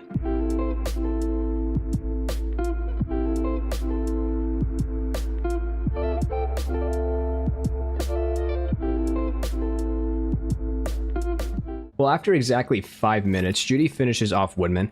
That didn't fucking sound right. Judy deletes Woodman from this realm and we skedaddle on out. Well, now Judy's all upset because she didn't feel better killing somebody. And now this is when I tell her that maybe killing wasn't the way to go. Man, I would suck as a fucking therapist. Anyways, Judy leaves and that completes the mission. Hi, you there, mysterious stranger. Yoo-hoo! Well, after that, I make my way to Watson to complete a particular side mission. If I were to complete any side mission in this game, it would have to be this one. We speak to a monk who tells us that his brother has been taken by a group of maelstroms, and he asks us to bring him back. However, the catch is that he doesn't want anyone to be killed. Perfect. I make my way to the warehouse, enter through the back, and climb the crates to get a good view of the situation. Now, even though the monk just said he didn't want anybody killed, his brother can't be rescued until you deal with everyone. So, it's time to give out free bear hugs. I start with this guy in the corner, and then I get this guy in the spotlight, and then I get caught, and I get caught so many times that I start to lose my religion. Oh wait, that's the name of the mission. After everyone gets the non-lethal chokehold grand slam special, I talk to the brother, and he's walking away. So I decide to follow him and see exactly where he ends up going. Okay, Judy, this is not the time. Alright, well, he's just sitting here doing his praying thing, so maybe I shouldn't bother him. Photo time! I head over to Judy's place, eat some pizza, and talk to the crew about taking over Clouds. Hopefully we can come up with some peaceful method of doing this. Or maybe not. I pass out on Judy's couch, wake up without having breakfast, too lazy to take the stairs, so I vault over the railing, and that completes the mission. Well, until Judy gives us a call, we're gonna have to find something to keep us busy. And this means it's time for random ass missions until the one we want is available. So let's do a little bit of racing. Now, did you ever play racing games growing up? Like, I don't know, Mario Kart, Need for Speed, Forza? Well, take everything good about those games, put them together into a ball, shove it down your sink, turn on the garbage disposal, plunge it out of your sink, and throw it into Cyberpunk, and you get Claire's side missions. Which is a shame, since I do like Claire as a character, and you get to know a good amount of stuff about her. But an entire set of missions dedicated to the god-awful driving that this game has makes it almost not worth doing it. Well, the plan anyways is just to do a couple until Judy calls back. Spoilers, I end up doing all the racing missions. I meet Claire up at her garage and she asks me to race with her in a set of races. The first race is taking place at the city center and it's only the first race. What could possibly go wrong? The hell, V? Get back to the race! Where the hell are you going? Doing good, V. Keep it up. Don't jinx it.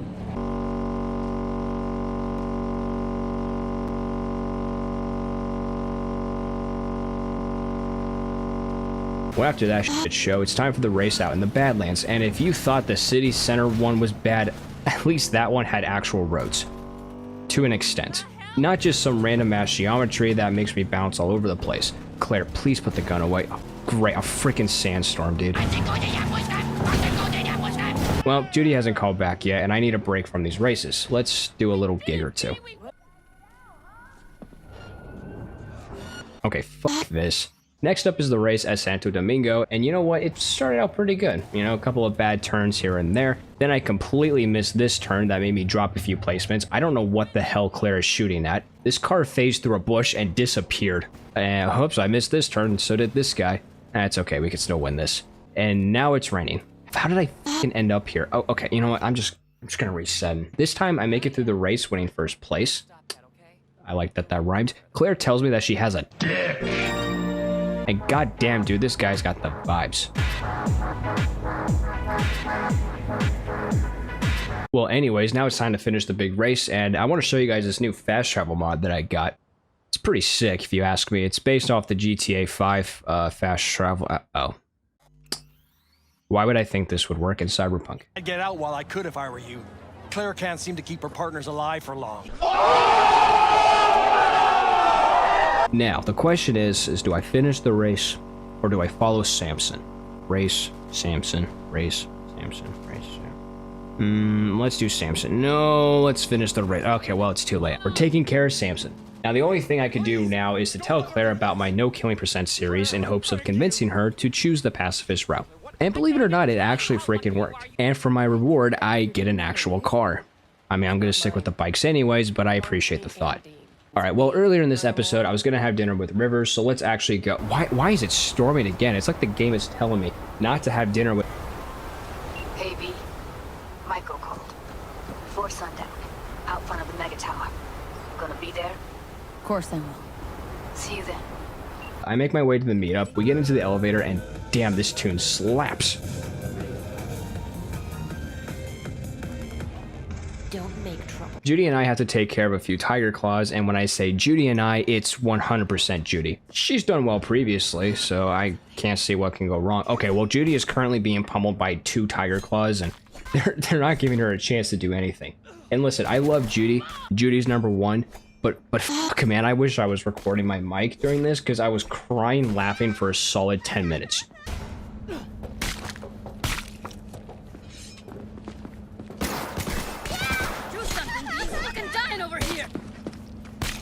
Well, she's not going to do anything in this state, so I try to get up in their business, and for a second this worked, but then they just went back to giving Judy the Grand Slam special.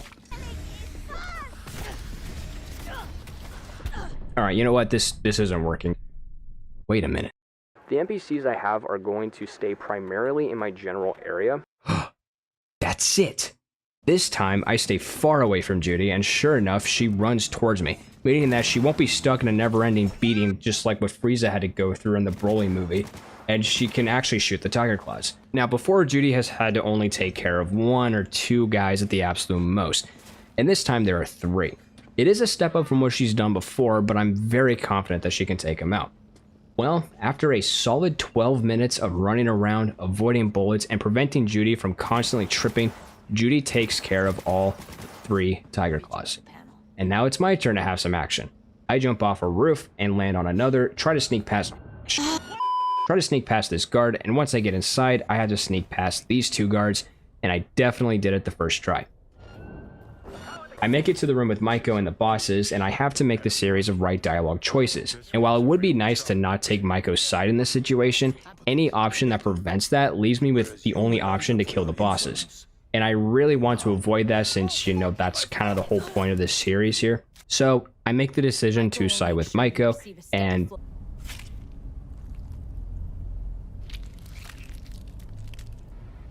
this guy definitely needs to watch my series for sure, and give him like a baby wipe to get all that Sharpie off his face. But Gary, wait, siding with Maiko means that you can't get laid with Judy since you betray her, right? Nope, nothing will change as long as you choose to not take the money that Maiko gives you. Taking the money will opt you out of romancing Judy. In fact, she will never talk to you again, and that's just not okay with me. Judy isn't happy with my decision, but at least there was no bloodshed on my part, and I didn't take the money from Maiko. Judy walks away, and that completes the mission. I catch up with the Mario brothers, who happen to be right there when I spawn talking to Judy, and now for real this time, let's go have some food with River. After grabbing some rice and tossing in the rice, River almost ruins the day by bringing up family problems, but I managed to stop him. It's time to play a game of Big Trouble in Haywood, and look, I know it's a video game inside of a video game, but that doesn't excuse the violence that this game portrays, so I will not be shooting any of them. Well, I had to smack one since no one else wanted to take care of him. After a very awkward dinner,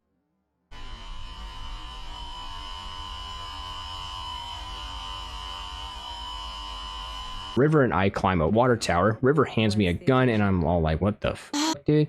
I proceed to reject River since I already have a great, handsome, bald, muscular person in my life. Aw, thanks, buddy. What? No, not you, Russell. I was talking about Shamar more. Oh, you f***ing dick. The next morning, I wake up to a call from Judy, and it looks like I'll be going on a date.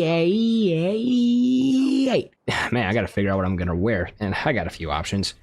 Nah, too goofy, too formal. Why the f do I have this? Perfect. I jump into some water, follow Judy, and we make our way down to the bottom of the lake. I don't know why she's staring at me, and it's kind of turning me on. I follow Judy around as she gives me a tour. I find an old camera, sneak into a church, proceed to start drowning, and I wake up and ooh. Oh, thank fuck. Ah, shit, sorry, I don't know what happened, but I'm alive. Judy's in the middle of making coffee when the power goes out. After I go out and fix it, I find Judy in the bathroom, and we all know what happens here. And since I can't show this on YouTube, I'm going to use this time to make a big announcement. So as some of you may know, the next video in the No Killing Percent series will be the finale, and the plan is to not only try to go through all of the endings without wasting anybody, but I'm going to be doing it live on YouTube. Wait a minute, didn't you just say in like part 4 that you couldn't do the rogue and secret ending because of that no alcohol rule? Yes, I did. Do I got time to talk about that? Oh yeah, I got plenty of time. Even though it was a rule that was given to me by a very kind individual, while I will continue doing that for the most part and for the actual end of the challenge, the fact that I skip out on 2 endings and I genuinely want to know if I can complete them or not passively, it just doesn't seem fair to not at least give them a try. So because of that, I will be going through all of the endings, but even if I can go through them without killing anybody, I'm not going to count it towards the end of the run. I'm just curious to know if I can possibly do it, and plus it gives me some things to do on stream as well. And if you guys want to be part of the conclusion, whether it's just to make fun of me or even give me some tips and help me out, all you have to do is come over and watch the stream here on YouTube. The plan is to stream this on September 2nd at around 2 p.m. Central Time. That would be 12 o'clock Pacific, 3 o'clock Eastern. If you live in any other time zone, you're going to have to figure that out yourself. Okay, I'm not a mathematician. And hopefully I can see you guys there. And okay, we should be good now. Oh yeah, you better all believe it that I just had sex. Let's go! I have a little bit of coffee with Juffy? I have a little bit of coffee with Judy, and this is where I'm going to wrap up part 5. Previously on Can You Beat Cyberpunk 2077 without V killing anyone? It's not good. Hello everybody, and welcome to the finale of Can You Beat Cyberpunk 2077 without V killing anyone? This is where I attempt to beat the game while limiting the amount of times that I kill, shoot, or beat the absolute shit out of people. You heard it here, ladies and gentlemen. This is indeed the final video of, without a doubt, the biggest project I have ever done for this channel. And with that, the only thing left to do is attempt to complete all of the endings in the game with the least amount of fatalities. And instead of just stopping when a kill must take place, I will keep a tally, and at the end of each ending, I will present with the total kills, knockdowns, takedowns, etc. And also a good amount of this video's commentary was actually taken from the live streams where I attempted to do these in front of a live studio audience, and I completely embarrassed myself. So I will bounce back and forth between live and post commentary, which will be indicated by this little flashing live text at the bottom left of the screen. And I just want to say once again, thank you to all of you who showed up for those streams. Also, just a quick note, I do apologize if the video quality is not as good as usual. I'm still ironing out the settings for streaming, so if some parts look a little bit more pixely than others, I do apologize, but just bear with me. And for the last time, here are the rules. And let's get into the run. Not knowing which ending to choose first, I decided to seal my fate with this nice little wheel. The Aldecados it is. I proceed to go inside and talk to Hanako. After I pass out in the elevator, I wake up at Vic's clinic once again, and he gives me some genuine advice. Get out. Misty escorts me to the roof, I give Judy a goodbye call, and then I give Panam a call. It is time for the Aldecados ending round 2, but before we do that, pet the cat. Nothing really much happens from now till the Basilisk section, so here are some goofy moments. A few strategies we sussed out. He just said sus. Jesus Christ. Whatever happens, stay cool, all right?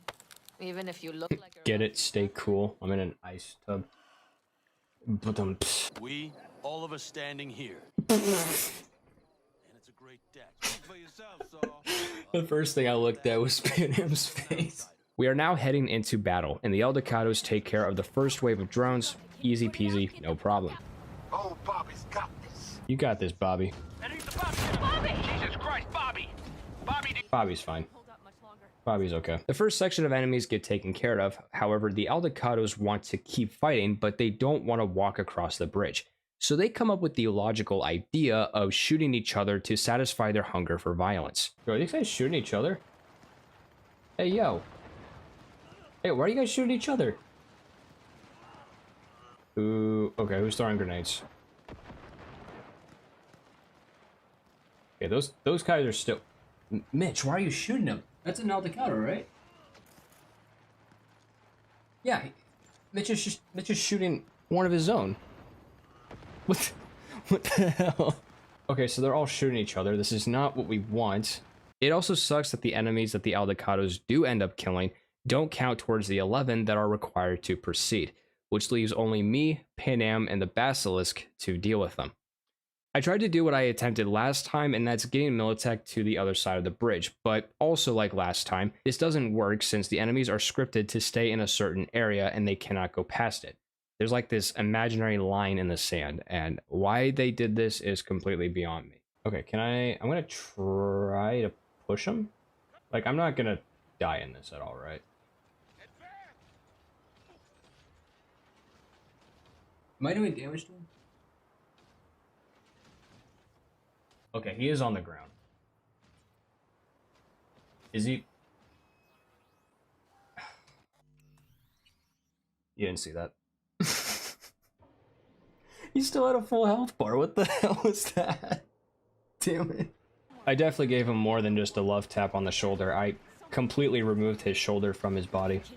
My next idea was to see if they would throw grenades at me and end up hitting their own. This, of course, did not work for 3 reasons. 1, because this game really fucking hates me. 2, they refuse to throw grenades when one of their own is in the way. And 3, even when they do throw grenades, it's flashes, so it does no damage. All it does is turn up my brightness by 5 notches for a few seconds. Llama, we'll think about that when we get to that point. Oh wait, 1 died. Let's worry about taking out 10 of them. We'll figure out the last guy sometime down the road, maybe like 3 years from now. While figuring out what to do next, I had a small tiny light bulb light up in my head as I was being shot by these turrets. Oh, yo, okay, now they're shooting. I wasn't. Fuck.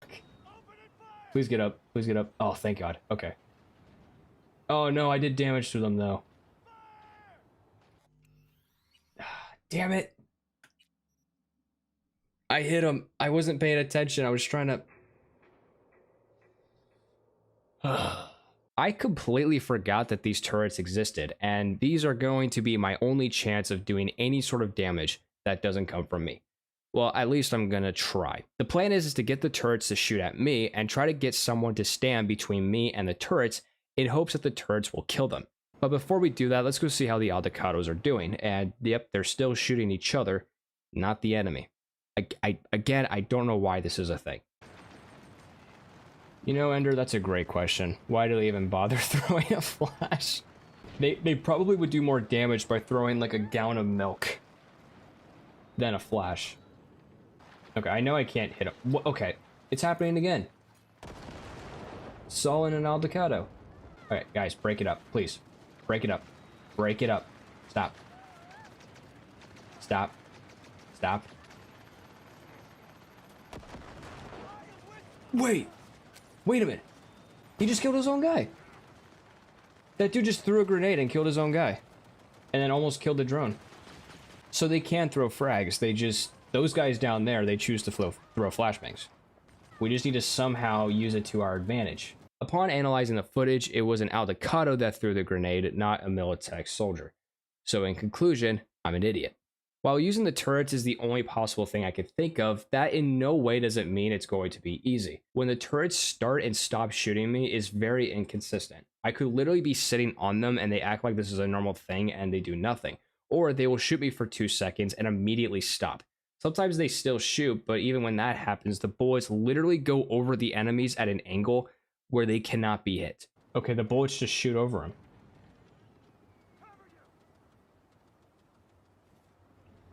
The bullets just shoot over them, so it... Oh my God. So I can't even use the turret.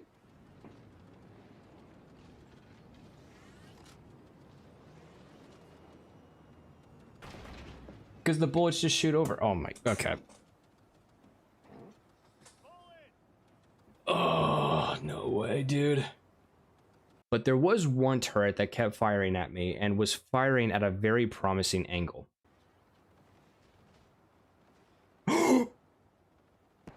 Let's go! We hit a drone. Okay. Okay. Okay, so the turrets can shoot. Okay, the turrets can shoot. They can shoot their own... Okay. Oh, are you gonna do it again? Woo! Okay, we got 2. Okay, okay, big drone down. Okay, that's 3. No way this happens. Well, at this point, 2 drones got shot down when the turret decided to stop firing. I tried the other side of turrets, but because of the stupid line in the sand that Militech cannot cross for any reason, this ended up becoming pointless. With that being said, have you guys ever wondered what the bottom of the basilisk looked like? Please. What the hell?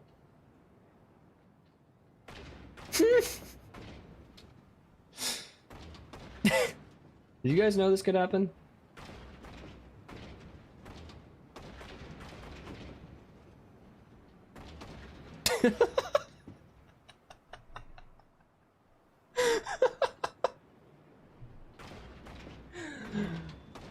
What if I go to shoot turrets? What? Nope. Alright, well. Yeah, hey, Pan Am, did we put a life alert button in the Panzer? I didn't think this was possible. Wait! Holy shit.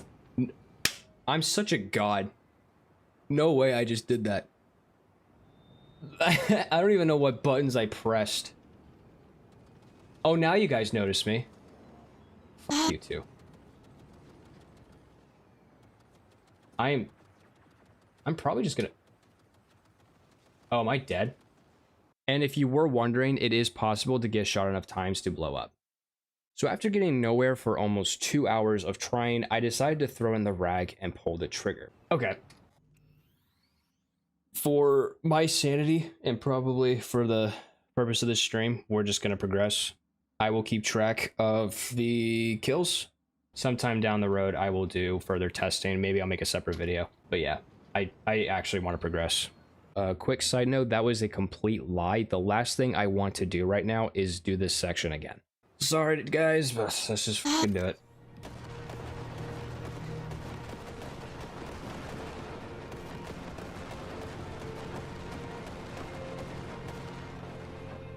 Good work. Go right through the gate, V. Now that I'm finally out of the basilisk, it's time to run around and let everyone else mop the floor. After the first wave gets cleared, a second wave shows up, but they get overran by everyone besides me, of course. Oh shit. I just saw half my health bar disappear. Oh, come on, dude, you got this. Oh, we got 2 on him. Are they actually hitting him? I saw the health bar for a slight. They're tickling him. They're hitting him. Oh, he's halfway. Okay. We're about halfway.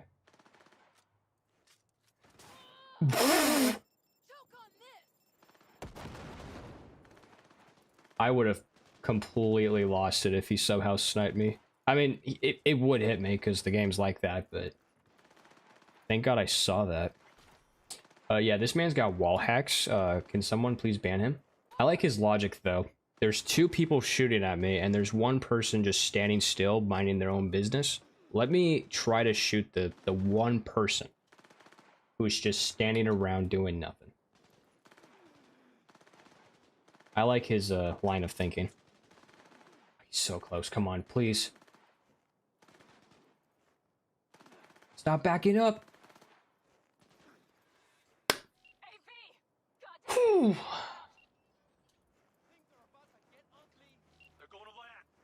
More reinforcements.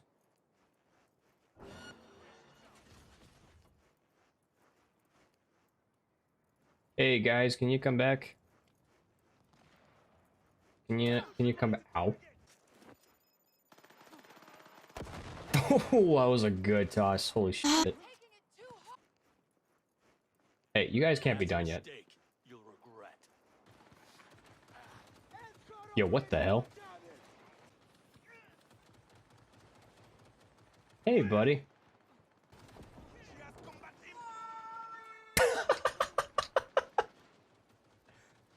What the hell was that? Is he dead? No, he's fine. He's good. What the hell was that? So we got... There's 2 guys here, and then there's a mech. The mech somewhere.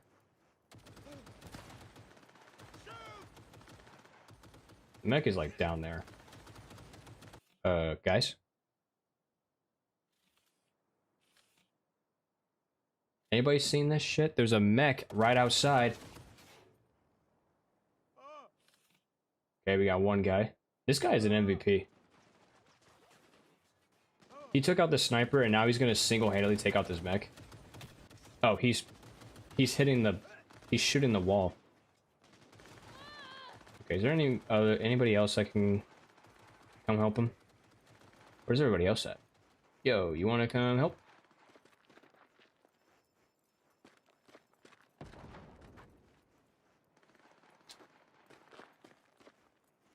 Come on. Nope, he doesn't want to help. Hey, Saul, buddy, what's up? You wanna go help him? No, no, don't back up. Come on. Saul, you're the leader of the Aldecados. I need you to be a big, strong leader. Why do I even try? Okay, while they do this, I'm gonna add... I'm gonna add something to the display, or the stream here. 1 second. Wait, what? What the hell happened? What the... What the f just happened?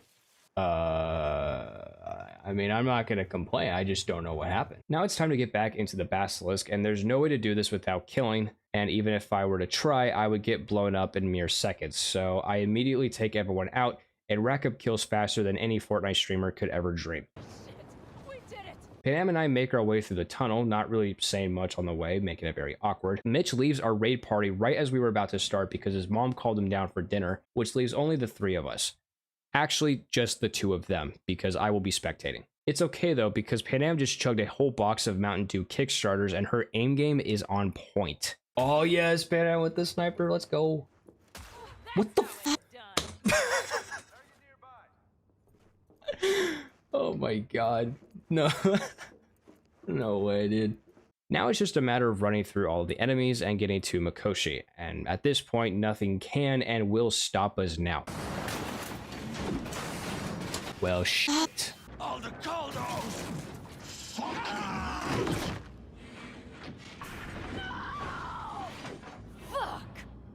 Alright, Panam, you know what to do. You know what to do. No, no, no, no, no, no, no, no, no, no, no. Okay. Please start shooting. Holy shit, she's got a fire weapon? Oh, don't ruin Meatloaf for me. Come on, man. I can't go too far, otherwise Panam's gonna spend more time chasing me down. Panam, please, please, please, please, please, please. Okay, but I see a smasher. Please focus on the smasher. Okay, he's... Yeah, he's gonna one-tap me. Just, no, focus on Panam, not me! Reloading. Cover me. Oh, trust me, I'll cover you. So if he's stuck right there... This was a bad idea. Panam, can you please focus on... Actually, maybe taking out the ads is not a bad idea. The problem is she is using her pistol, so she's never gonna hit him. Come on, he's so close, Panam. Come on. Come on. Do it. Do it, please. Slap him.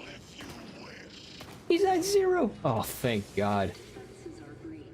Alright, we did that first try. Hey, I remember you, Smasher. I'm gonna take his stuff. And we're just gonna leave him be. And then proceed to cough. If NPCs couldn't kill bosses, I probably would just uninstall the game. I would have been like, that's it. Adam Juicebox. I like that more than Adam Sandler. He's Adam Juicebox. Well, see you later, Johnny. Nice knowing you. Actually, I'll see you like 4 more times. Let's do the most pacifist ending. Are you talking about that ending? The quick ending? So you do remember. Alright, yeah, we'll do that one. Let's get out of here. I might have to take like a 5 after we do the next ending. I'll admit this one kind of drained me just a little bit, so I might have to just take a couple of minutes and Any moment now, I'll feel safe. freshen up. It's not a cry break. Of course not. Yeah, no, it's not a cry. It's not a cry break. Come on, it's Russell break. So actually, I don't know where I put him. I don't know where he ran off to, but he'll be back. He always comes back. I like how it goes straight from daytime to nighttime, just like instantly. The Aldecado's ending is officially complete with a whopping total of 7 human kills, 16 drone kills, and no takedowns / melee attacks were required. Chat then suggested that we should do the speedrunning ending, and we're gonna have to do it eventually, and after spending 2.5 hours doing the Aldecado's ending, there is no better time than now. Alright, here he goes. Is it time? You know, it really is beautiful. The speedrun ending is officially complete with a total of 1 kill. We also learned that Vic is straight edge. No, there's no fucking... You heard him, guys. There's no fucking. No fucking. The next ending is the Arasaka ending, which I come to later discover is just as exhausting as the Aldecado's ending, but at least I'm not stuck in a giant robotic tortilla. Fuck was that? I choose to give Hanako a call and get picked up by the one and only Mr. Oh, sorry, I meant to just say Hellman. We make it to the place where Hanako is being locked up. I choose to not let my intrusive thoughts win, but Hellman doesn't even try. Ender, I can't do it. It's the whole purpose of this. Okay, but Hellman can do that. That's cool. Hanako tells me to neutralize 4 guards. Only 4 non-lethal takedowns, and we should be all set. That's what she said. Only 4.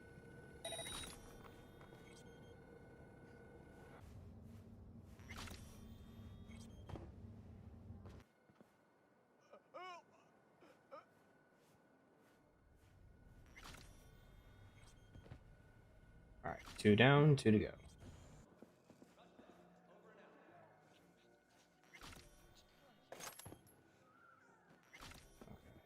Need 1 more.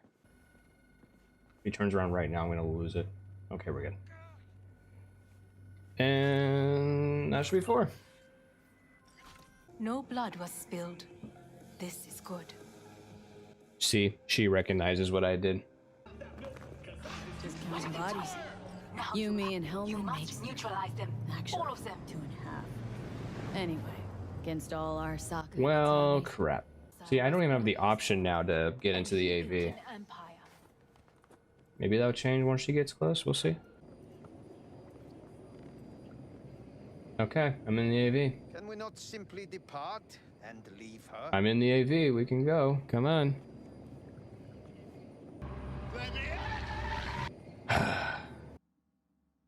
I'm gonna try loading up. Yeah, no kidding, dude. No kidding. She literally said, just take out the 4 and we can leave. I took out the 4. You, me, and Hellman makes 3. Actually, you must neutralize them. All of them. Anyway. What happened to just neutralizing 4?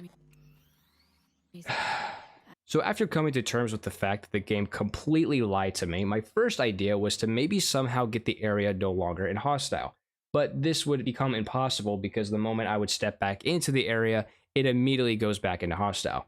I even tried leaving the area, but it instantly kills you. Oh, I just instantly die. Okay, cool. The only decision I am left with is to do Incineroar back throws on all of these guards. Please don't turn around, please don't turn around, please don't turn around, please don't turn.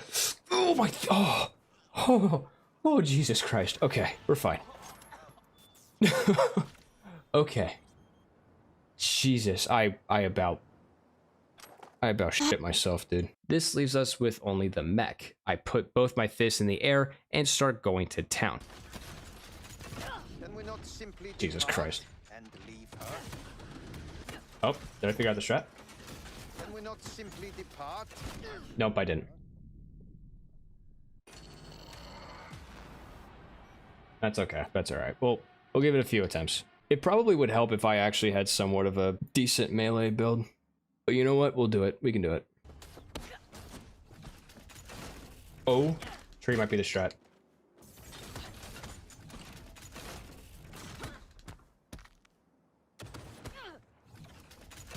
No! Can we not simply depart and leave her? You can kind of block stomp. No, you can't really block stomp. Can we not simply depart and leave her? Can we not simply depart and leave her? Can we not simply depart? Shut the fuck up! No, actually. After a few attempts, a discovery was made, and I learned something new that day. I thought they were piloted. Let me confirm. Okay, the Minotaur is a two-legged remote controlled. Okay. The wiki says it's remote controlled. It says it right there. The first sentence. The Minotaur, which is what these are called, is a two-legged remote control. I probably shouldn't be reading. Yeah, so gun it is, because mechs and drones do not count. And it kind of feels like I'm playing Cyberpunk 2077 again.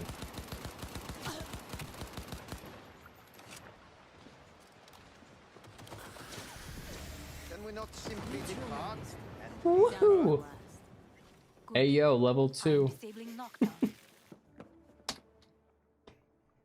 Screw this ending, dude. I swear to God. This is Gary from the future here. I was looking through the wiki, and I also found out that if you do this mission and you save Takamura, he actually shows up and can help you deal with the hostiles. Just give me more reasons why, you know, I should have saved Takamura. I'm sorry, I couldn't. I would have to do 4 kills, man. I'm freaking sorry, all right? Now, I'm finally allowed to get into the AV, and it's time to go to the Arasaka Tower and participate in a meeting that I was invited to.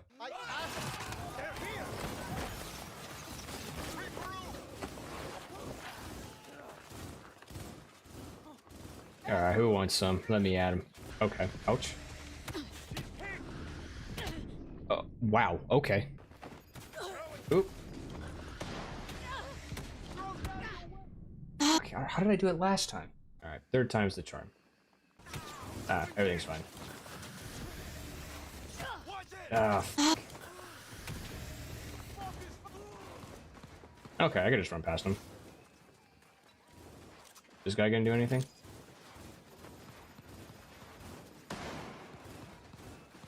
He doesn't know what to do. Oh my god. Poor guy.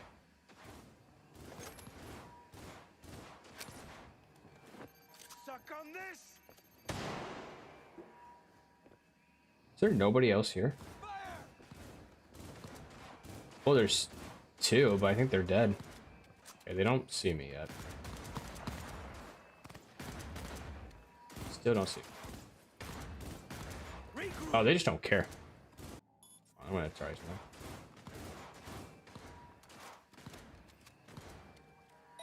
He's hacking.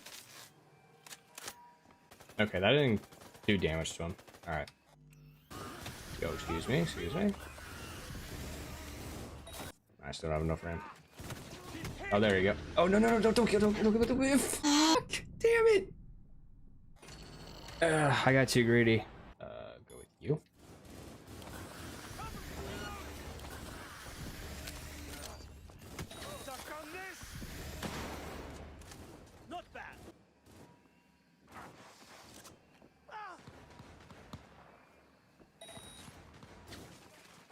Okay, there's 2 more.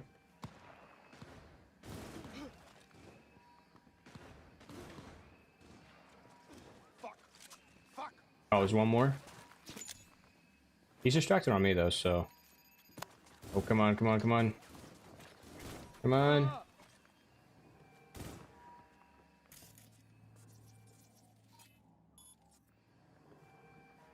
No, he died, dude. Oh, no, he's still alive. Ow. After finally getting through this dumb attack, it's just a matter of getting to the top of the tower. And even though a squad is there to assist, you could just sprint through the whole sequence and get to the top of the tower.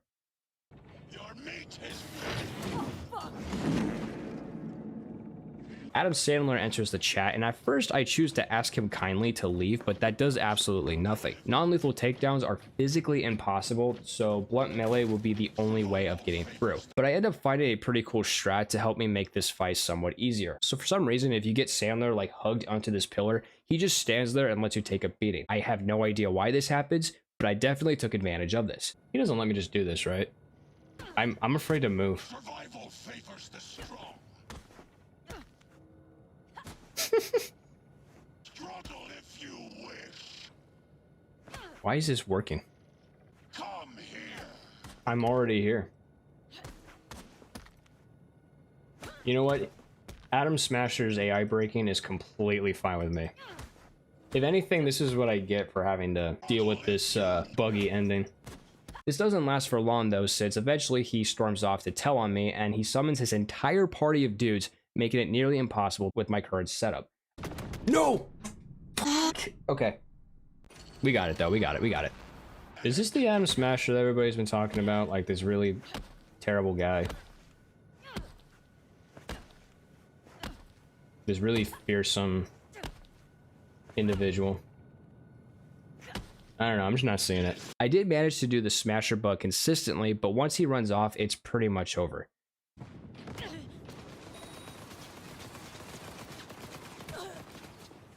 One, two, three. Yep, so I got the red crosshair on him, so they're still alive. Did I kill him? Are you? Oh my god, there's no way. How did I kill him, dude? Nah, he's very much dead.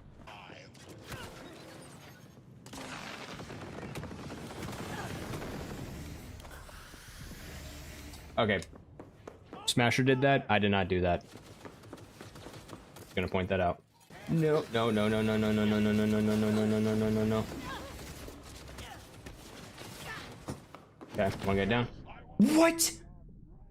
What? Oh my god. However, after several failed attempts, I finally decided to respec after all this time, and now the fight is doable. 1, 2. Oh, just one strong attack too. Boom. Not quite. 1, 2. 1.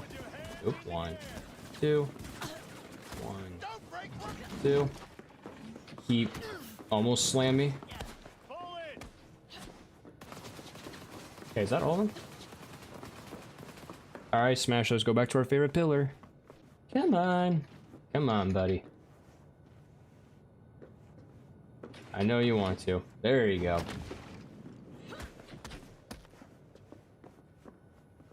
Bro. You were there for 2 seconds. I tried to, but then you leave.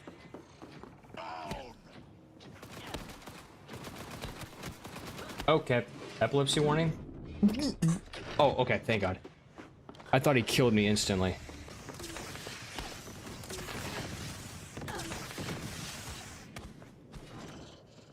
Is this a pain? I've forgotten the sensation.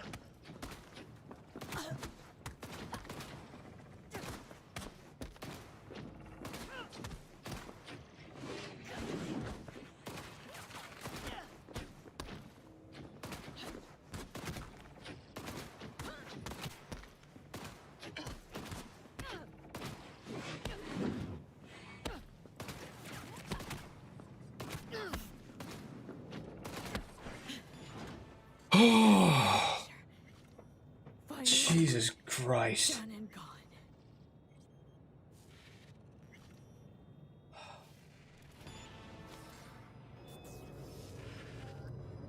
Oh my god. Jeez, that was that was a pain. Thank you guys. Thank you.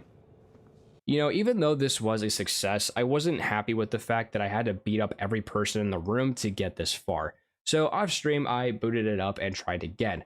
The goal was to only hit Sandler, but this would become a problem. There are so many fucking enemies firing at me at once that my health would go from full to non-existent in a matter of mere milliseconds. Quick enough that I just could not react in time. So I thought to just try and take out the big gunners that would show up mid-fight. That would be 2 knuckle sandwiches instead of like, I don't know, 25. Eventually, I gave up using fists and I pulled out the golden bat. Now that's what I call damage. I even skipped the 2 heavy gunners entirely, leaving only Sandler being the only one I have to deal with.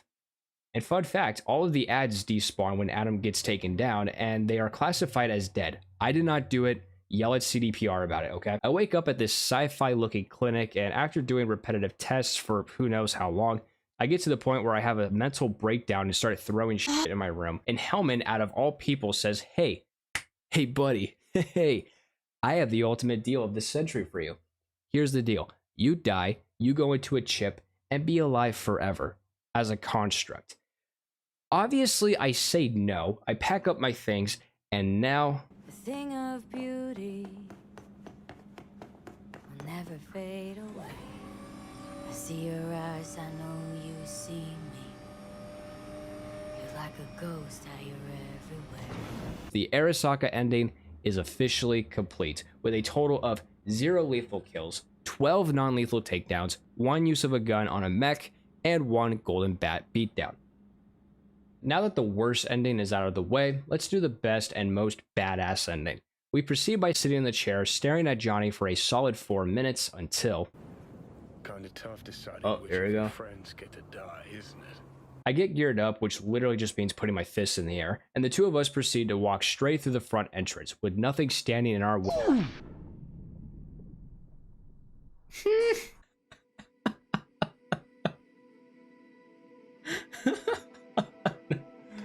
No fucking way, dude. I got 1 tapped, dude. God damn it. That was so anticlimactic. I did do this offline once again, and this time I enabled God mode. Okay, hang on now. Before you all click away, I'm just testing it's not legit, okay? And of course, it's not possible since the game wants you to take everyone out. So yeah, this ending is a flop. And even if I could physically go through and beat everybody up, I would have to grind an additional 25 levels, and I do not have that time or commitment. So yeah, at the end of the day, this ending was a flop. Not surprised in the slightest, but I did say I would try all of the endings. Which then this leaves us with the last ending on the list, the Rogue ending. And after going through almost an infinite amount of dialogue, I collect some gear, proceed to get caught up in another almost infinite amount of dialogue, and then we finally leave. I like this change. Gonna miss it. I don't know why Rogue's acting like as if she isn't coming back. Jesus Christ, I went the wrong way again. The plane ride to Arasaka was nothing but a smooth sailing experience. I would definitely do this again. With having both Rogue and Wayland by my side, it makes getting through these parts a bit easier. It was still time consuming, but it was definitely doable for sure. They literally built this rock as like cover. I should have used that for the Arasaka ending. My bad. Nope. Okay. Phew. Thank God. Finally. Jesus Christ. Rogue, I need help. This is gonna be stupid.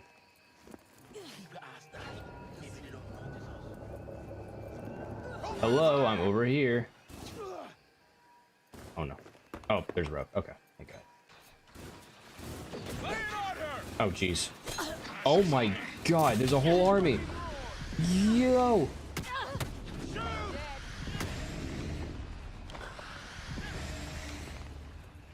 I just saw a bunch of people show up. Oh no, Rogue followed me down here. That's not very pug. Don't hide behind the boxes. I need you to shoot. Rogue, please. What's with you? Gonna get hiding. Oh, is that guy dead? No, he's like 1. He has like 1 health. Ow, ouchies. Owie.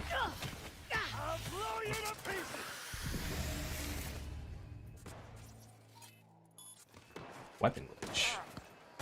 We can use that because it doesn't do any damage to them. It just damages their weapon. In fact, we're encouraging them to not, you know, to not kill. Dude, Waylon just fucking annihilated him. Oh my god. Hey, yo. Who are you?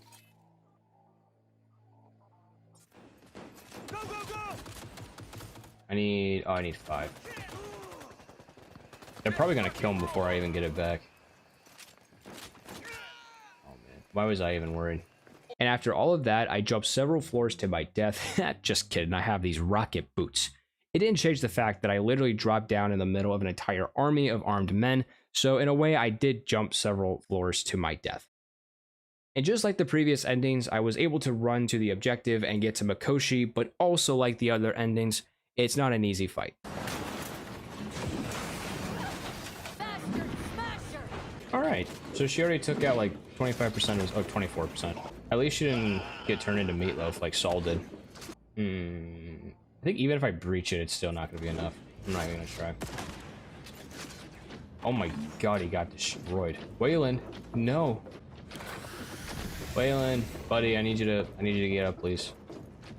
I need you to, please, Waylon. Okay, okay. I almost died. Okay, Waylon, we gotta take care of the ads. Well, by we, I mean you, mostly. Yo, more dudes? Oh no, I'm coming.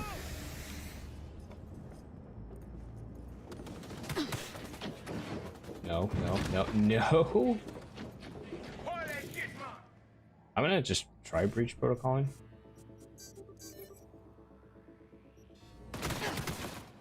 And nope, still didn't work. I still don't got enough. Oh no.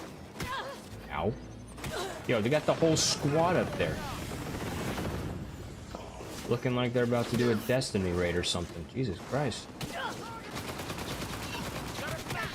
Oop, oop, oop, oop, oop, oop, oop. Oh, they're all lined up. Oh no, they're all lined up, dude. No way. Oh my god. Well, I got hit only twice with that. That's incredible. Let's fucking roll. I love it. Oh my god, there's so many fucking lasers. Waylon, you're not gonna hit him from here. Waylon. Waylon, please. Focus the atom smasher. Oh, right here can actually be a good spot. Never mind.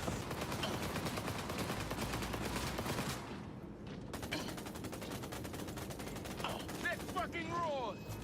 Is this pain? Got a sniper going up! Holy crap. Survival favors the strong. Yeah, he's done. He's done. He is done for. Come on, Waylon. You almost got it. Let's go, dude.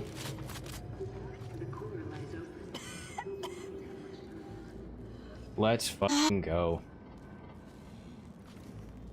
I pick up Rogue's gun, get to Mikoshi, and I see myself. Well, my V self. That's not what I look like in real life. I'm not a woman. I initially decided to do the ending where Johnny takes V's body instead, and I still do that, but I forgot how fucking depressing it was. I get a ride from this kid named Steve, go inside a music shop and pick up a guitar. I decide to let Steve try it out. Oh yeah, there's no music. I make a stop to the Columbarium. Columbarium. Columbarium. Columbarium. I make a stop to the Columbarium, drop some things off into deposit boxes, and make my way to the bus conveniently across the street. I get on the bus, completely forget about my guitar. Now I guess it belongs to Steve. And that completes the Rogue ending with a total of 0 takedowns, 0 kills, just vibes. Making the Rogue ending the best ending for a no killing % playthrough. But of course, this ending doesn't f***ing count because I have to have alcohol in order to get to this. Thanks a lot, Frank. Really appreciate it. Meaning that I completed the game passively and sober with a total of 1 golden bat beatdown and 1-time use of a weapon on a remote-controlled robot. Ladies and gentlemen, this will conclude the No Killing Percent series, and we were finally able to answer the question, can you beat Cyberpunk 2077 without V killing anyone? All right, now it's time I go off script. I just want to say from the bottom of my heart, thank you guys so much for the amazing support and the comments that I still read them like all the time. It's what inspires me and what motivates me to continue making videos for you guys. And I know that I have kind of been slacking a bit in terms of my consistency, and I did have a bit of a break between this series alone. But I really want to try and make more content for you guys, and I've even been trying to stream, which moving forward I definitely want to stream more. I just really wanted to commit to finishing this series, especially before Phantom Liberty comes out. But I just, again, I can't comprehend. There's no way I could say in words just how thankful I am. Because if it wasn't for you guys with the very first video I made, I wouldn't have redone this series, and this channel wouldn't have the subs that it did. I mean, my subscriber count literally doubled since then, and I know some of you are probably thinking, dude, you have like 600 subscribers, like you're acting like you have 1 million. But to me, 600 is 1 million, you know. I've never really had 600 of anything, you know. Like, to me, that's a huge number. Like, that's a huge milestone, you know. That's not, I don't want to take that for granted, you know, because when I started making videos, I never thought that I would even get a subscriber. You know, the only subscribers I would get were like my close friends, because I tell them, hey, subscribe to my channel. You know, I never expected complete strangers from all different parts of the internet to watch my videos and like them enough to subscribe. And that's just fucking awesome. I just want to say thank you again. Just, God, thank you guys so much. And I will, I'm very excited for the future of this channel. And while it won't be Cyberpunk related, I will make it my goal to give you guys the best content that I can possibly give. And so yeah, thank you guys. And without further ado, I will see you all in the next one. Later.